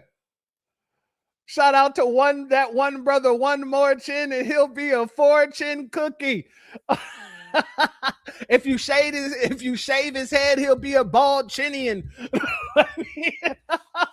Oh, let me know. Shout out to the family, man. Shout out to the family. But this is what I'm saying, family. It is no wonder these people, like, if I'd have known, I'm pretty sure if Tyreek would have known that this man was out here reposting this dude, he'd have put 2 and 2 together real quick. He did not say the bookkeeper had a pig's vagina. Oh, out here looking like Sherlock fat ass. I don't know what the hell. You should be ashamed of yourself. That hat looks like it got a bill on the back of the hat too. A bill on the front, a bill on the back. God dang, man. This is who we're dealing with. These are the people we're dealing with. And so, rightfully so. All right, family. With the recent events with 19 Keys being acknowledged, talking behind the scenes, saying that stuff about Tariq being a leader, it looks like Tariq is taking 19 Keys off the Hidden Colors project. And I was just wondering who would be a good replacement. The perfect person to replace 19 Keys would be Teresa Almond. And the reason why, because Teresa Almond made it to ABC News. Now, family, I have to 100% agree. I have to 100% agree on this. I feel like this would be a great damn move for Tariq to do if he has time to do it. Because, you know, editing movies, that takes time. And also, you don't want to just throw a clip in of somebody, you know what I'm saying, just randomly in there. You pace it. You take certain clips and you edit it in a certain way to make it look like it's going from one person to the next rather than doing one straight line of interview, right? So I agree. If Tariq has time, going for our sister Teresa would be a great move, because I believe that right there would show these Nabiscos and everybody else that we don't need none of you. All we got to do is support each other and we'll make it happen. Oh, ABC, you wanted to take our sister down after she did that phenomenal interview? No worries. Boom. Now she's on the big screen, the movie screen, talking that talk, that FBA knowledge. Yeah, I feel like that would be a fantastic thing for Tariq to do. And I'm going to try. I've been trying last night while I was going through my insomnia moment. I was actually in Tariq's live and I was trying to get up, but there's so many people in the request. I know he probably didn't see me, but you know, I'm going to try again, hopefully either tonight or tomorrow night. And I'm going to actually make that request to him. Like, hey, maybe we should get if you have space and if you have time to put her in, get our sister Teresa to get up in that, get Teresa Almond up in that and let her do her FBA thing. So hopefully I'll be able to get in touch with him, or our good brother Black Alpha will be able to get in touch with him to make that suggestion if there's time to do so. Now, if there's no time, I would still love to see her be a part of one of his projects, because he is a historian. He does a lot of historian type projects. So, you know, with her learning the things that she learned and becoming a historian, I feel like that would be a great matchup. That'd be a great matchup right there. Shout out to Yaya Israel in the building. Much love to you, my sister queen. You threatened Tariq, you threatened all of us. That's it. You threaten one of us, you threaten everybody. That's exactly what it is. And that's how we move, because that's what the code allows. That's what the code requires. Shout out to our sister Yaya in the building. Much love to you, my sister queen. Out here looking beautiful as hell. Love that hat on you. Love that hat. Shout out to our sister Rosemary Gabbard in the building. Much love to you, my sister queen, and thank you for being here. Thank you for being here as always, as well as E-Town in the building. Oh, I got to give a shout out to our good brother EJ as well, because he was on the panel with me last night, and he pulled out that bamboo stick.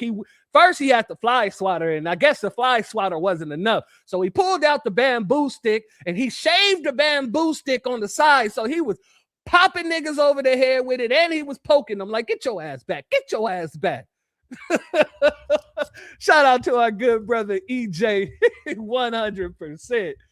Let's go. Let's let him continue. And she did the whole FBA piece on the Foundational Black American Inventors. And there's a clip that I'll post, and this is why I believe they later took the ABC piece off. Here it is. Ago when I was in kindergarten, and it was my first Columbus Day in school, and I was very excited. I sat there and I was allowed to share something, and what I told the class was that my father said that Columbus did not discover America because people were already here. That that being said, Teresa Allman knows a lot of history about Black inventors, so that's why I believe she would probably be the perfect one, and it would be delivering a message to the higher ups that we, as foundational Black Americans, validate ourselves, and we don't need them for anything. So I think it would be a chess move to put Teresa Allman there on the Hidden Colors movie. Go ahead and tell me what y'all think about the idea down in the comments. I don't know if Tariq will get to see this, but just let me know. Shout out to Sydney Minty. Salute to that brother. Y'all follow him if y'all on TikTok. That was a phenomenal idea. I didn't think about it. That's why I had to bring him in to talk about it for a quick second. But when he said that, as soon as he said her name and I realized who he was speaking about, I was like, that would be phenomenal. That would be a huge chess move.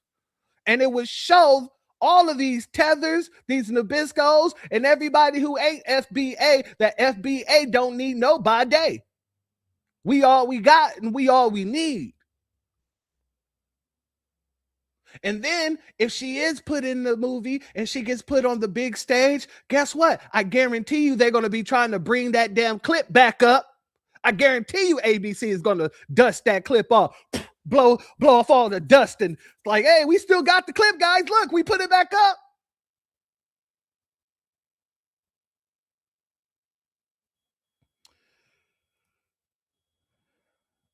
Family. People like 19 Keys and all these people that keep trying to get close to Tariq, or not just Tariq, just claiming to be FBA, or they're not even claiming because he is FBA, but, just, rocking with us on one end and then playing devil's advocate in the same damn breath, double-edged sword in us, and, just playing the FBA name game so that they can bring notoriety to themselves. And then they turn around to start disrespecting us. All of these folks has to be addressed and looked at a certain way. It just seems like they're trying to scam. And with 19 Keys, it just so happened that some people were calling them out for actually pulling some scams. And this is not at your leisure, apparently, or whatever the hell they call themselves. Let's go here. So he came to the event that me and two of my business partners put on free. So first of all, he charged people that he invited to come to a free event. They paid him first. They paid him to come to an event that was free. Okay. Earlier today, I did a video. And shout out to our brother, Sydney Minty, once again. Talking about 19 Keys. Real name is Jabril Muhammad, I believe. And the video shows some clips about 19 Keys saying some questionable things, like FBA acts like an organization, not a lineage. Tariq acts like the leader and stuff like that, which is usually a sign that somebody is like an agent or op. And in the video, I also posted some clips talking about how 19 Keys used to be in the crypto space, and he used to pretty much have guys promote crypto and sell it to people. But at the same time, he was actually scamming people because everybody at the top who was buying the crypto were the only ones really getting paid. Another thing is 19 Keys would be invited to master classes in crypto. And these were like free lessons and lectures about crypto that people could go to. But 19 Keys would invite people and charge them to go to a free lecture about crypto. Now, 19 Keys is from Oakland, California. I'm gonna give you one good guess as to who was probably getting scammed to go to them lessons. Oh, family. Oh, I clicked the wrong button. That just deleted that whole damn page. Y'all got the message, family. Y'all see what's going on. 19 Keys was out there scamming with that crypto stuff, and I'm glad I didn't look into it like, oh, yeah, let's see what you're talking about. No. I had that funny feeling that it stayed in my gut, and I just kept away. Oh, and I'm glad too, because all of this came out. Shout out to V for Vengeance in the building. Much love to you, Warrior. Thank you for being here. Now, I want to go here, and we're going to end off with the 19 Keys with this. This sister, our sister. Shout out to Cup Up. She's gonna go to hell off like she does. Much love to her. Get it in, sis. To get ready to go to work. I hate it. But anywho, hold on, I don't know these people. I'm watching goddamn Police Academy, the cartoon, and about to get ready to go to work. I hate it. But anywho, the Viral Way podcast and somebody named 19 Keys. I don't know these people, but I do have something to say to you who have a problem with being called a tether, and y'all feel like it's a diaspora war. It's not a diaspora war. FBA really don't give a fuck. We tried to care. Y'all told us not to care. But y'all saying we just started the diaspora war, right? Y'all just saying our delineation is causing the diaspora war and you don't know where it's coming from and it's just coming out of nowhere, right? I'll put it to you like this. For all of you Africans and people who want us to invest in Africa and go back to Africa, and Africa has always loved us and always wanted to be family with us, and they are our distant cousins. I'm gonna break it down to you like this. I wish nothing but pleasantries, love, and light to the Africans that has given us pleasantry, love, and light. But if your parents have ever said anything disparaging to you about us, ever in your life, I wish nothing but disease, disgust, disdain, and maybe even the other word that sends you to the upper or the lower. Because if you can tell me your parents have never said anything derogatory about a black person in y'all house, and y'all native scratcher of the butt, bone tear, dirty feet, country, the Latinos, the chow fats ain't dirty. They pride themselves on being clean, but they scared to show their face. Anywho, if your family members have never said anything negative ever in your life to you about FBA, I wish y'all nothing but love, light, and fucking love. If you have ever heard anything negative about FBA, since we just started it, so you should have never heard anything negative from your people. Since we just started it, if your parents or anybody in your family has ever told you not to fuck with us, not to hang around us, don't kick it with us, don't do none of that with us, I wish nothing but disgust, disease, disdain, and unhappiness upon them. Fuck Africa. Fuck being African. FBA. I'm sick of y'all with this shit saying, oh, it just started. It didn't just start. If it just started, if your parents had ever said that and God was to decide to take them right now, how many of y'all parents would drop right now since it just started? Stupid ass. Fuck anything to do with Africa. For real, I'm done. I done spent so much money on African orientated shit over the past 20 years. Y'all can kiss my ass. How many American whatevers do y'all wear? Y'all ain't wearing no American earrings. Bitch, I'm finna start wearing American earrings. We've been wearing African earrings, bitch, and we ain't even African. We've been wearing all this African garb, but we ain't even fucking African. How do the Africans support us? By trying to take our spot. Okay, yeah, fuck all y'all. Fuck all you tethers. Anybody that's a tether, fuck you and your family. If you're not the tether, I wish you nothing but the best. I don't know these people. I'm watching goddamn Police Academy, the cartoon. Family, did the sister cook? Did our sister cup up cook? Or did she cook? Yeah. Look, for all those who never said anything bad about us and your family never said anything bad about us, then, hey, much love to you. We want peace and prosperity for you. But anybody who's always spoken about us, calling us Akadas, calling us Jareers, calling us anything, saying stay away from the Akada and all that other stuff, all the badness is upon you. I don't even have to wish it upon you. All that negative energy is returned to sender, and may it work in the way you prayed it to work on me. You deserve every bit of it.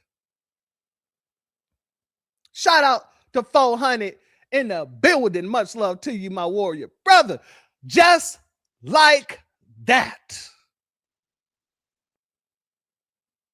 And as a matter of fact, rat-tat-tat-tat. Because we never scared to leave any of these tethers on their backs. Y'all better peep out the manuscript and see that it's a must. We dropped that FBA shit. Now, what's our mother-loving name? Shout out to 400 for your Cashapp donation, family. Your donation is blessed tenfold. I appreciate your contribution as always, my fellow warrior. Now, family, we're going to be ending right after this. This is the last segment here. And I know some of you probably wondered, why the hell is Adonis up on the thumbnail? Well, family, let me show you the thumbnail here. Hold on. All right, here it is. All right. So I know people is wondering why we got Adonis on the thumbnail. And as I said, I got to give a shout out to our good brother, Breeze Omega, because he put the other piece to the puzzle together for me. And we're going to get it. We're going to talk about this. We got to talk about it. So let me put that down for a second. Let me give a B1 salute to that one brother. Thank you for your Cashapp donation. Your super chat, excuse me. Your super chat is blessed tenfold. And I appreciate your contributions as always, my fellow warrior. Salute the code all damn day. Much love, family. And salute to Loonchai's in the building. Much love to you. And thank you for being here, as well as our good brother, Mighty Black, in the building. Much love to you, and thank you for being here as well. Now, everybody knows, and if you don't know, there's a situation going on with Adonis overseas. Let's go here. Let's go here, where he's in Romania, and apparently this is happening. Him there, is it true? No. I've been on social media for about 10 years, promoting the positivity that Romania has done and showing all the great things that Romania has to offer. And safety is one of the things that Romania is probably known for. And not just for me, but if someone can come up to you, harass you, call you racial slurs on Black History Month and spit in your face and attack you multiple times, and you try to de-escalate, when you actually want self-defense, can you actually protect yourself? Not just for me, but for everybody in Romania. But are you sorry because you hit that hard? I didn't hit hard. I wouldn't say that. I'm not a violent guy. You can watch my record on social media. But I'll give an update recently. A lot of Romanians have reached out to help. All of my friends that I'm shooting videos with. And I'm so sorry that this has happened. And I don't want this to be the image of Romania internationally. But I hope this is a turning point to help Romanian citizens feel a lot more safe in their country. Of course, and not for America, this image, because Americans are not violent people also. But it comes down to like this situation. Safety is one of the most important things, and safety itself. All right, so that's the situation. And I got to be honest. I used to rock with Adonis avidly. I subscribed to his channel. I used to be one of his members. I used to rock with Adonis. I stopped rocking with Adonis last year. Yeah, last year. I think it was like September. He put out this video that really rubbed me the wrong way. And not only did it rub me the wrong way, I felt like it was disrespectful to foundational Black Americans. And I didn't, do a video on it then, even though I have it in my, I've had it in my damn email since September of last year. So I knew that something was going to happen to where I was going to use the footage. But let's go here. I'll let him talk for himself. He did this video here, and I'll pull this down so y'all can see when it was done. It was done 10 months ago. Okay. And it says, why Adonis quit making Black content. This video here rubbed me the wrong way. And I'm not going to play all of it. Y'all can go to his page and watch the full thing, but we're going to play enough of it so you can understand where I'm coming from. Let's go. Me being a content creator, international Black American content creator, I've been jumping in the forefront of multiple international situations pertaining to the negative stigma that's been painted on Americans and Black Americans as well. This has come with tons of positive reinforcements and tons of positive things, but at the same time, it also comes with a lot of negatives. When you are the face and you are the person that's jumping to the forefront, I'm blessed and grateful that my community alone can sit down and look at me and be like, yo, Adonis, you got to say something to this. I trust in what you got to say. Now, anybody who says that they're the face or they jump into the forefront, I automatically start looking at very side eye, because there's a lot of people who are out here in these streets doing things. Our brother Black Alpha is damn near anytime there's a hate crime in his area, he's almost always there. If he's not there, that's because he's somewhere else handling some other business. But Black Alpha is out there. And our brother don't even say he's the face of FBA, because he understands we are FBA. So anytime someone try to make themselves the sole proprietor of being and standing on Lineage business, I start looking at them like, okay, what are you about to say? Bring on the nonsense, because there's some nonsense coming. Let's continue. I trust in what you want to do. On the other hand, that comes with a whole much other things. The world is bigger than just America. So you have tons of international people who are always coming to fight the final boss. Now, I'm going to be frank with you. Just me saying the final boss got me feeling a little bit diabolical, but The man called himself the final boss. And hey, if he feels that way, I am not going to lie, man. That good for him. You can have confidence being FBA. I ain't going to front on that, but I want you to pay attention to what's going on. No, but it is what it is, I've always came from this from an educational, informative perspective. Although people from different countries might see it from a different way, I like to have interesting conversations, and I don't want to catch myself. Hear me when I say this. I really don't want to catch myself jumping or diving into the deep end to become the same type of Black American that I despise in my own particular community. Now you're sitting here wondering, what are those type of people that you despise? I feel like, what is the saying? Someone come to the statement like, you start off as the hero, then you live long enough to see yourself become the villain or something like that, And I feel like that's what happens to a lot of people who fixate or do things in excess. Anything in excess is bad. Let's be honest, And I feel like throughout time and you talking about particular different types of things, your character starts to mold into somebody, and not everybody, but your character starts to mold into a particular version of yourself that you don't really necessarily want it to become. Before the actual theatrics of making content and making it interesting and intriguing and blowing it up, you just settle things about your character trait just tweaks and becomes, radicalized. I'm not saying everybody, but we all can agree to that particular point, And these are just my thoughts and my stories and how I'm particularly feeling at this moment in time. So I'm going to try to be honest, straightforward. And if you're like this video before I even said this right now, you're a true legend. And if you haven't liked the video yet, give this video a like, all right? Because I really want to document how I feel about this right now. So I've been traveling around the world, to a lot of different places, London, Romania, I'm in different places. And I've been having this conversation, this Black conversation, which I feel like has definitely limited me as a creator, but not in like me being a Black American is limiting me or me talking about Black Americans. Now it kind of it's kind of like a cheat code to its own particular default. Like, I always said to myself, I said, bro, Adonis, this is not all you are. You being Black is not all you are. Don't make it your particular identity. So many different other things uniquely amazing about yourself, but you being Black is not the only thing that makes you unique, and that's for everybody that watches this particular situation. And although it is a good talking point, and I never wanted my audience to feel like they had a place where they can trauma bond. Certain places you go to, you want to have the Black conversation, you want to kind of trauma bond. If you don't know what trauma bond is, can someone please comment the definition of trauma bond in the chat?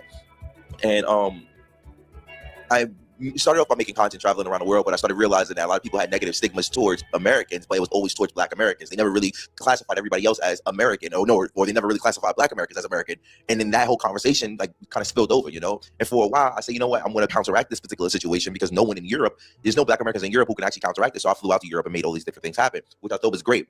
I've had some of the most interesting conversations and some of the most interesting video clips and moments, I would say, in Black American culture from an international tip. And I think I've done a great job. I really do. I really think I've done a great job.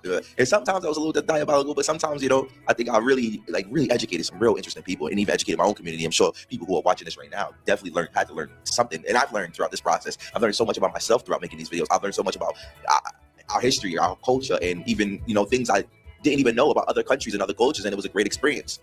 But then there's always the bad side of these things, like every other week, there's someone grabbing up my clips and changing the narrative and trying to create hateful content around my name on multiple different platforms and stuff like that, which paints this type of stigma of who I am and my brand, or what am I doing? It stops becoming about being Black or being a Black American or African or whatever, and it starts becoming about this particular person is the problem. You know what I mean? And not the talking point of the conversation. Now, I understand we might both agree or come to the same conclusion that these people are weak, but at the same time, it's just a form for them to actually monetize their platforms. Everyone needs a villain. But what can I say? And that goes for not only for like other countries and other backgrounds, it also goes for my own community. They're the people that want to be in the position that I am in, or become as popular, or feel like, you think your shit don't stink, or you think that you're not, I don't know, and they want to become negative and attack and do stuff, and there's large groups of people who feel the same way as them. And I started to realize that recently. At first I thought like, yeah, my community backs me, Americans, my Black Americans, they got my back, all FBAs, they walk on my back. But then as time started going on, I started really paying attention. I like to pay attention to what people have to say, what they can say about you. And I'm always listening to what people have to say about me. There's nothing really people can say about me that actually sticks or actually is like factual clarification of what it is. But the fact that I've seen like several hundreds of people from different parts of America, which is not a lot, but just the fact that I can see these people sit down and say like they don't like me, or this and this and that, and this and this and this, it kind of just made me feel like I'm not gonna help somebody that's shooting me in the foot. You know what I mean? Like I've made a huge sacrifice, and I feel like in that's shooting me in the foot. You know what I mean? At parts of America, which is not a lot, but just the fact that I can see these people sit down and say like they don't like me, or this and this and that, and this and this and this, it kind of just made me feel like I'm not gonna help somebody that's shooting me in the foot. You know what I mean? Like I've made a huge sacrifice, and I feel like in my particular community, this is just me though. Like we don't really have much people to represent on a global scale. We don't really have much people to look at and be like, yo, this is who we should want to root for. This is who we always find these people after they make it. It's like in our community itself, I don't really see much of started from the bottom. Now we here. I always, from my perspective, now you might have a different perspective, but this is just me. I only see like people pop and blow up and not everybody's backing them, you know? I don't want to turn into one of these black activists on social media. That's not who I was. I was always about education, always about inspiration, always about growth and being progressive. And I can see how my intelligence or my communication style or my entertainment style can rub people into the negative way or separate me from a whole large demographic of people, which I don't really want to intend. This is the reason why I tell people not to use certain type of terminology in my comment section and articulate themselves in a completely different way. So I don't create an environment or a room or a space where it allows you to project your negative, toxic perspectives onto other people that are possibly just trying to understand, you know?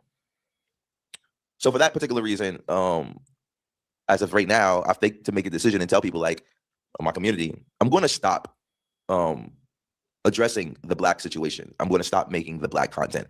The diaspora conversations, the addressing the Africans and addressing the British people and addressing whoever represents this particular situation.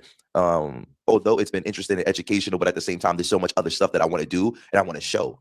And I don't feel like I have the full support of my particular community. Millions of Black Americans have watched my videos throughout the world. Millions of Black Americans have learned something from it, but I just don't feel like they understand how valuable to have a particular person like me in this position to be able to represent them. And I don't feel like I have the backing of my whole community or even 75 or 80% of that. So due to that, and due to me possibly, right now I'm in a good position, but possibly in the future, you know, you could do one particular thing and then like everyone hates you forever. Or it's just like, I'm like, nah, and I know, I don't really care about that. Yeah, I understand, but I built all of this stuff for so long.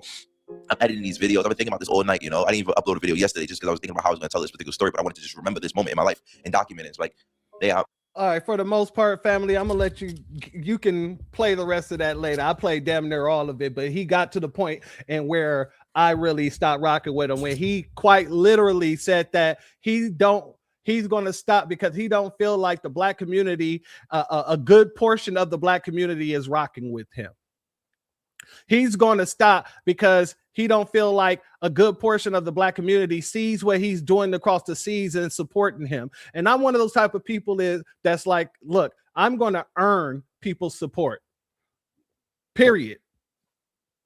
I'm going to do what I do. And if people want to support me, whatever way they support me, they can do so. But I don't do this to get people's support. I do this because this is necessary for our people. I do this because I have a love for my people that I need to express. I do this because there's not many people speaking for foundational Black Americans out here but us. I do this because I have a child that I want to wake up one morning and see him being as successful as he want to be. I want to see all of our children not have to deal with the fight that we've had to deal with. I don't just do this in order to put on or anything like that. I do this because it is necessary. Now, everything else is secondary to me. Everything else is secondary to me. And that's why I felt like, and there was another part in there where he was like, he don't really get enough support monetize wise and all this other stuff. I'm like, look, man, like if you really care about the people, you just do what you're going to do. And then the universe will take care of you. You don't really have to sit here and try to make people feel bad as if we're not supporting you when many of us supported you greatly. Like I said, I followed him. I was a follower of his page, excuse me, not a follower of him, but I followed his page. You know, I was a member of his page. You know, I really respected dude, you know what I mean? Especially because he was overseas doing what he was doing and he was, you know, holding it down for FBA. But there is no situation to where I'm going to be told that we're not doing enough to support somebody when we're the only people really supporting you, to be honest with you. Yes, you got those Europeans out there that you do your videos with and stuff like that. I don't like to say little videos. That makes it sound like I'm belittling him, but I'm not. You do your videos with these people and all the other stuff. Yeah, but when you really look at the people that support you and who rock with you, it's been us. And look at the situation right now with him being out there. You see us all over line saying free Adonis. Let's make sure, we got to make sure Adonis get home and all this other stuff. This is why I've been actually quiet. I haven't even spoke up on the situation as of yet because I just didn't feel right. It didn't sit right in my spirit to do so. I don't wish nothing negative to him. I'm just not jumping into this when I just didn't feel attached to this situation like that. Just to be honest with you. And then a few days ago, or excuse me, last week, I'm scrolling through, you know, I had a little time, lunch or whatever, and I'm scrolling through YouTube. And I come across our good brother Breeze Omega's page. And I'm like, oh, shout out to Breeze Omega. Let me see what he got on here. And then I come across this video clip here. And the title is, "This is why I don't trust Adonis live. Pay attention," at FBA Convo. And so the brother has some words to say, and I'm going to play our good brother's words. This is why I don't trust Adonis right here. Look at the title of that. FBA members starts beef with Adonis. It's not members, they're Lineage. They're not members. He's made that out as if it's a group. That's from Adonis Live. That's his own words that he wrote right there. FBA members start with Adonis. That's why he put it under members only 3 weeks ago. This is Adonis Live, y'all. A nigga that claims he's foundational Black American doesn't use that type of language right there. FBA members starts beef with Adonis. This is why I don't trust him, y'all. This is why I don't fuck with Adonis Live. I'm telling y'all, the motherfucking beans are starting to fall out the pot, y'all. Shout out to our good brother Breeze Omega. And like I said, family, I chose to talk about this today because why wait until anybody turned into a 19 Keys? No, this needs to be addressed right away. And apparently, from what I'm hearing, from what he was saying in that damn live, it was something along the lines of, and Omega, you can correct me if I'm wrong, you in the chat. It was something along the lines of like, his home is Romania. He was talking stuff about us over here while saying his home is Romania. So, you know, it's getting to the point where everybody, FBA or non, got to watch them all. And the cold part is Tariq speaks very highly of this kid. Tariq really liked this guy. He really does. He's like, damn, I need to make some phone calls and see if we can do anything. Hey, Adonis, he gets Adonis up. Adonis will come up on his platform all the time and tell him what's going on in Romania. And he's like, hey, do we need to get you a ticket home, brother? Do we need to make sure that you got a lawyer out there, brother? Do we need to make sure you are good out there, brother? Tariq really rocks with him. You dig what I'm saying? And I just don't want people to keep on playing the same damn game. They're playing the same damn role where they pony up or get cozy to Tariq, get cozy to any FBA. And then once their, you know, prestige rise, all of a sudden now they're talking mess about us. That's my problem. That is my problem. Now, family, I'm not saying that people should stop rocking with them or whatever. I choose not to. When I see things like that, my brain is one of those logical brains that make a decision off the back. Off the back. And I'm one of those type of people that's very big on loyalty. I am loyal to my people. If I'm not loyal to anybody else, my people will receive all the loyalty that I have within me. And any person that knows me will tell you I am a great friend to have because I am a very loyal friend and I will break my back to make sure that my folks are okay if I can do so.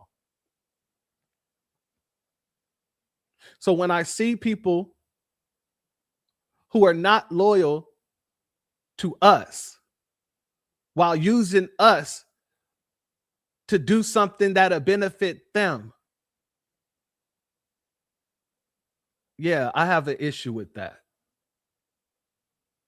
Like I said, it's foundational Black Americans that are all over here yelling free Adonis, making it a world stage situation. They was talking about it in freaking Scotland the last time I saw it. And that's because we made it national news. We made it global news.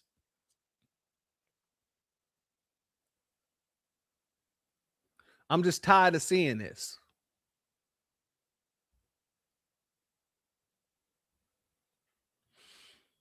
Shout out to our brother Breeze Omega. That's why I checked him. He got sassy with me.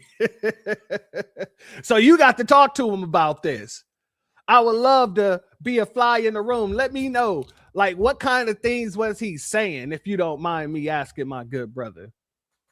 Because this type of stuff, yeah, we might need to do a whole nother broadcast on this where I have you on and we can have that conversation, because this is getting out of hand. And that's why I decided to name this broadcast what I named this broadcast. Our lineage and our reparations is ours to protect.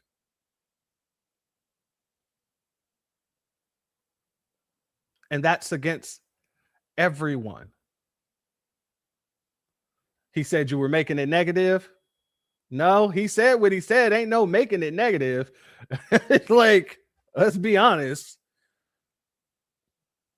But family, if we're not speaking up for us, we're going to have a lot of people running over to speak for us and then speak against us.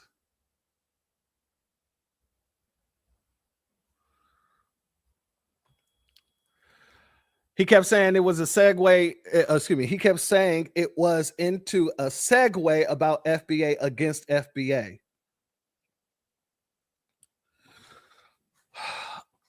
However he meant it, you wouldn't have worded that in that manner on that damn video clip, because you already know how we feel about people saying that we're a group. You've corrected people overseas about people saying y'all a group.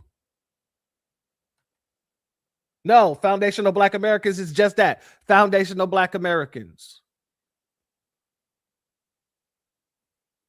And you guys got to get it through your heads. Just because you start beefing with one person in the family, that doesn't change the fact that you're still a part of the family. Why would you go and talk bad about your own family? I might not like what my sister does. I will never try to disown her from the family, but she ain't going to sit here and disrespect the family either. I don't understand why people think that that's okay. If you got into it with somebody within the FBA community, you could have worded that whole title differently rather than FBA members start beef with Adonis. You could have said the family got some problems with Adonis. You could have said Black Americans ain't really rocking with Adonis at this time due to this or whatever. There's many ways you could have worded that. You deceptively decided to say, hey, I'm going to put members.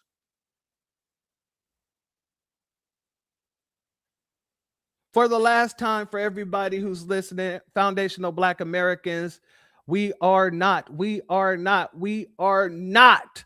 an organization.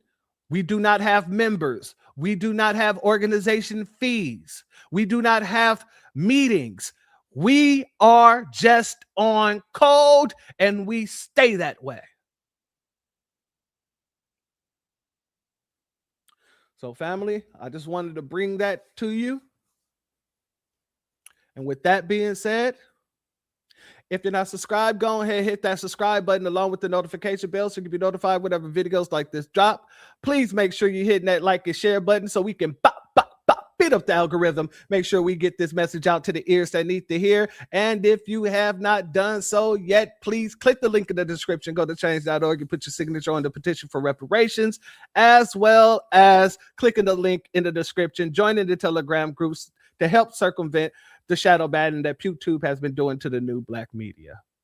Family, there is nobody who is uncheckable when it comes down to protecting our lineage.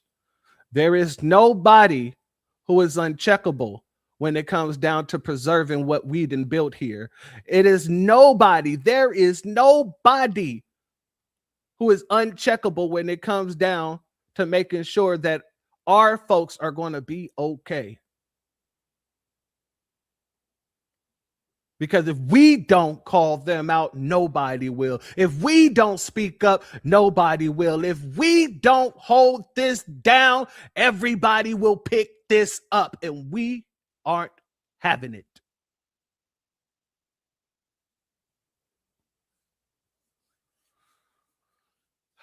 Church, you have to be on that live that I had with him, like Saudi from Toy Story with the cowboy. Oh, you talking about Woody? say with the cowboy. Shout out to you, brother. We're gonna have to talk about that later. We're gonna have to talk about that, my good brother. Shout out to Darlene. Thank you for your super chat. Your donation is blessed tenfold, and I appreciate your contribution as always, family. As always.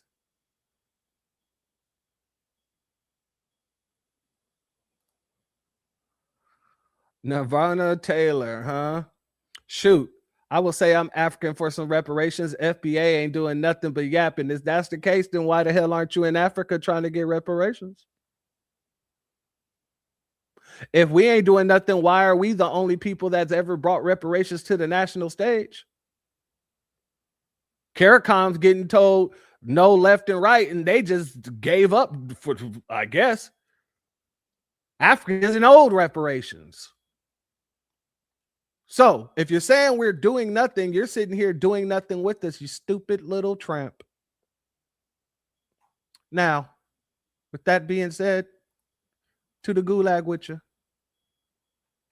I'd like to thank each and every one of you for being here, family. Much love to you. Shout out to FBA Compton in the building. Hub in the dub all damn day, family. Much love to you. But I'd like to thank each and every one of you for being here, family. I'd like to thank each and every one of you who donated, either by Cashapp, Super Chat, PayPal, anything. Much love to each and every one of you. I'd like to thank all my mods, all my members, all the patrons, everybody. At the end of the day, family, at the end of the day, the responsibility of protecting what is ours belongs to us. And that's why you see many of us standing on our square whenever an opportunity comes around. Whenever somebody is trying to steal from us or take from us something that doesn't belong to them, that's where we'll be. We'll be right there. We'll be right there looking for the business to stand on. Because it's not just for us. It's not about us. It's about our future, and it's about our ancestors who has put a battery in our back to make sure that we know that they're with us. As long as we with them, they are with us. And you know them tethers gotta hate that. But to all the tethers who are mad that we are moving the way we're moving and y'all can't leave us alone, y'all need to pop up and remind us how dumb you are by saying we're African and all this other stuff, try to tell us our history and think that you guys are going to get along and we're going to just fall to the wayside and say, you right, I shouldn't call myself FBA. I'm going back to African American. For all y'all who think that that is what's going to happen, oh, I'm just going to sit back and let you know it's going to get worse from here. And as it does, as it gets worse for you, we'll be sitting back watching with the popcorn, getting real petty.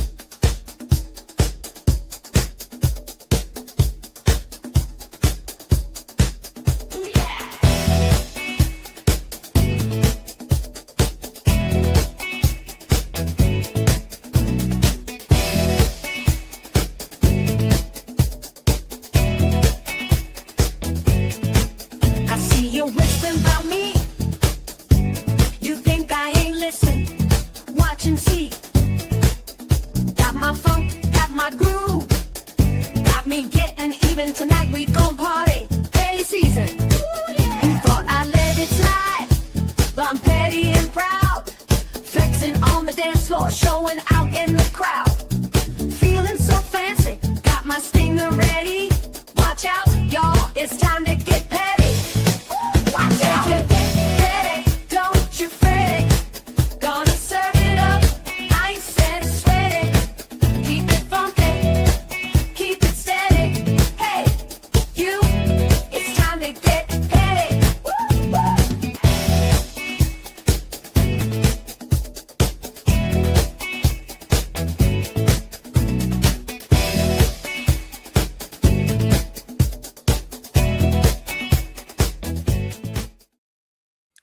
And with that being said, family and friends, enjoy the rest of your Sunday night.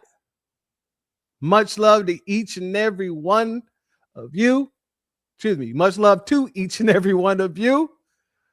Shalom, shalom, shalom to all of you. The doors of the church are now closed. Peace, family. My grandfather built this country, man. He fought wars for it. And most places he went wouldn't let him sit down and get a cup of coffee.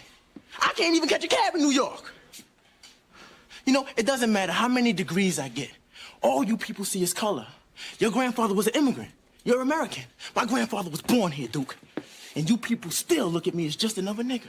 I know that the government, whatever, can't stand us black people. He's doing everything in the world to make black man be extinct. But I'm going to tell you one thing. Us black people going to survive. So fuck everybody. I'm out.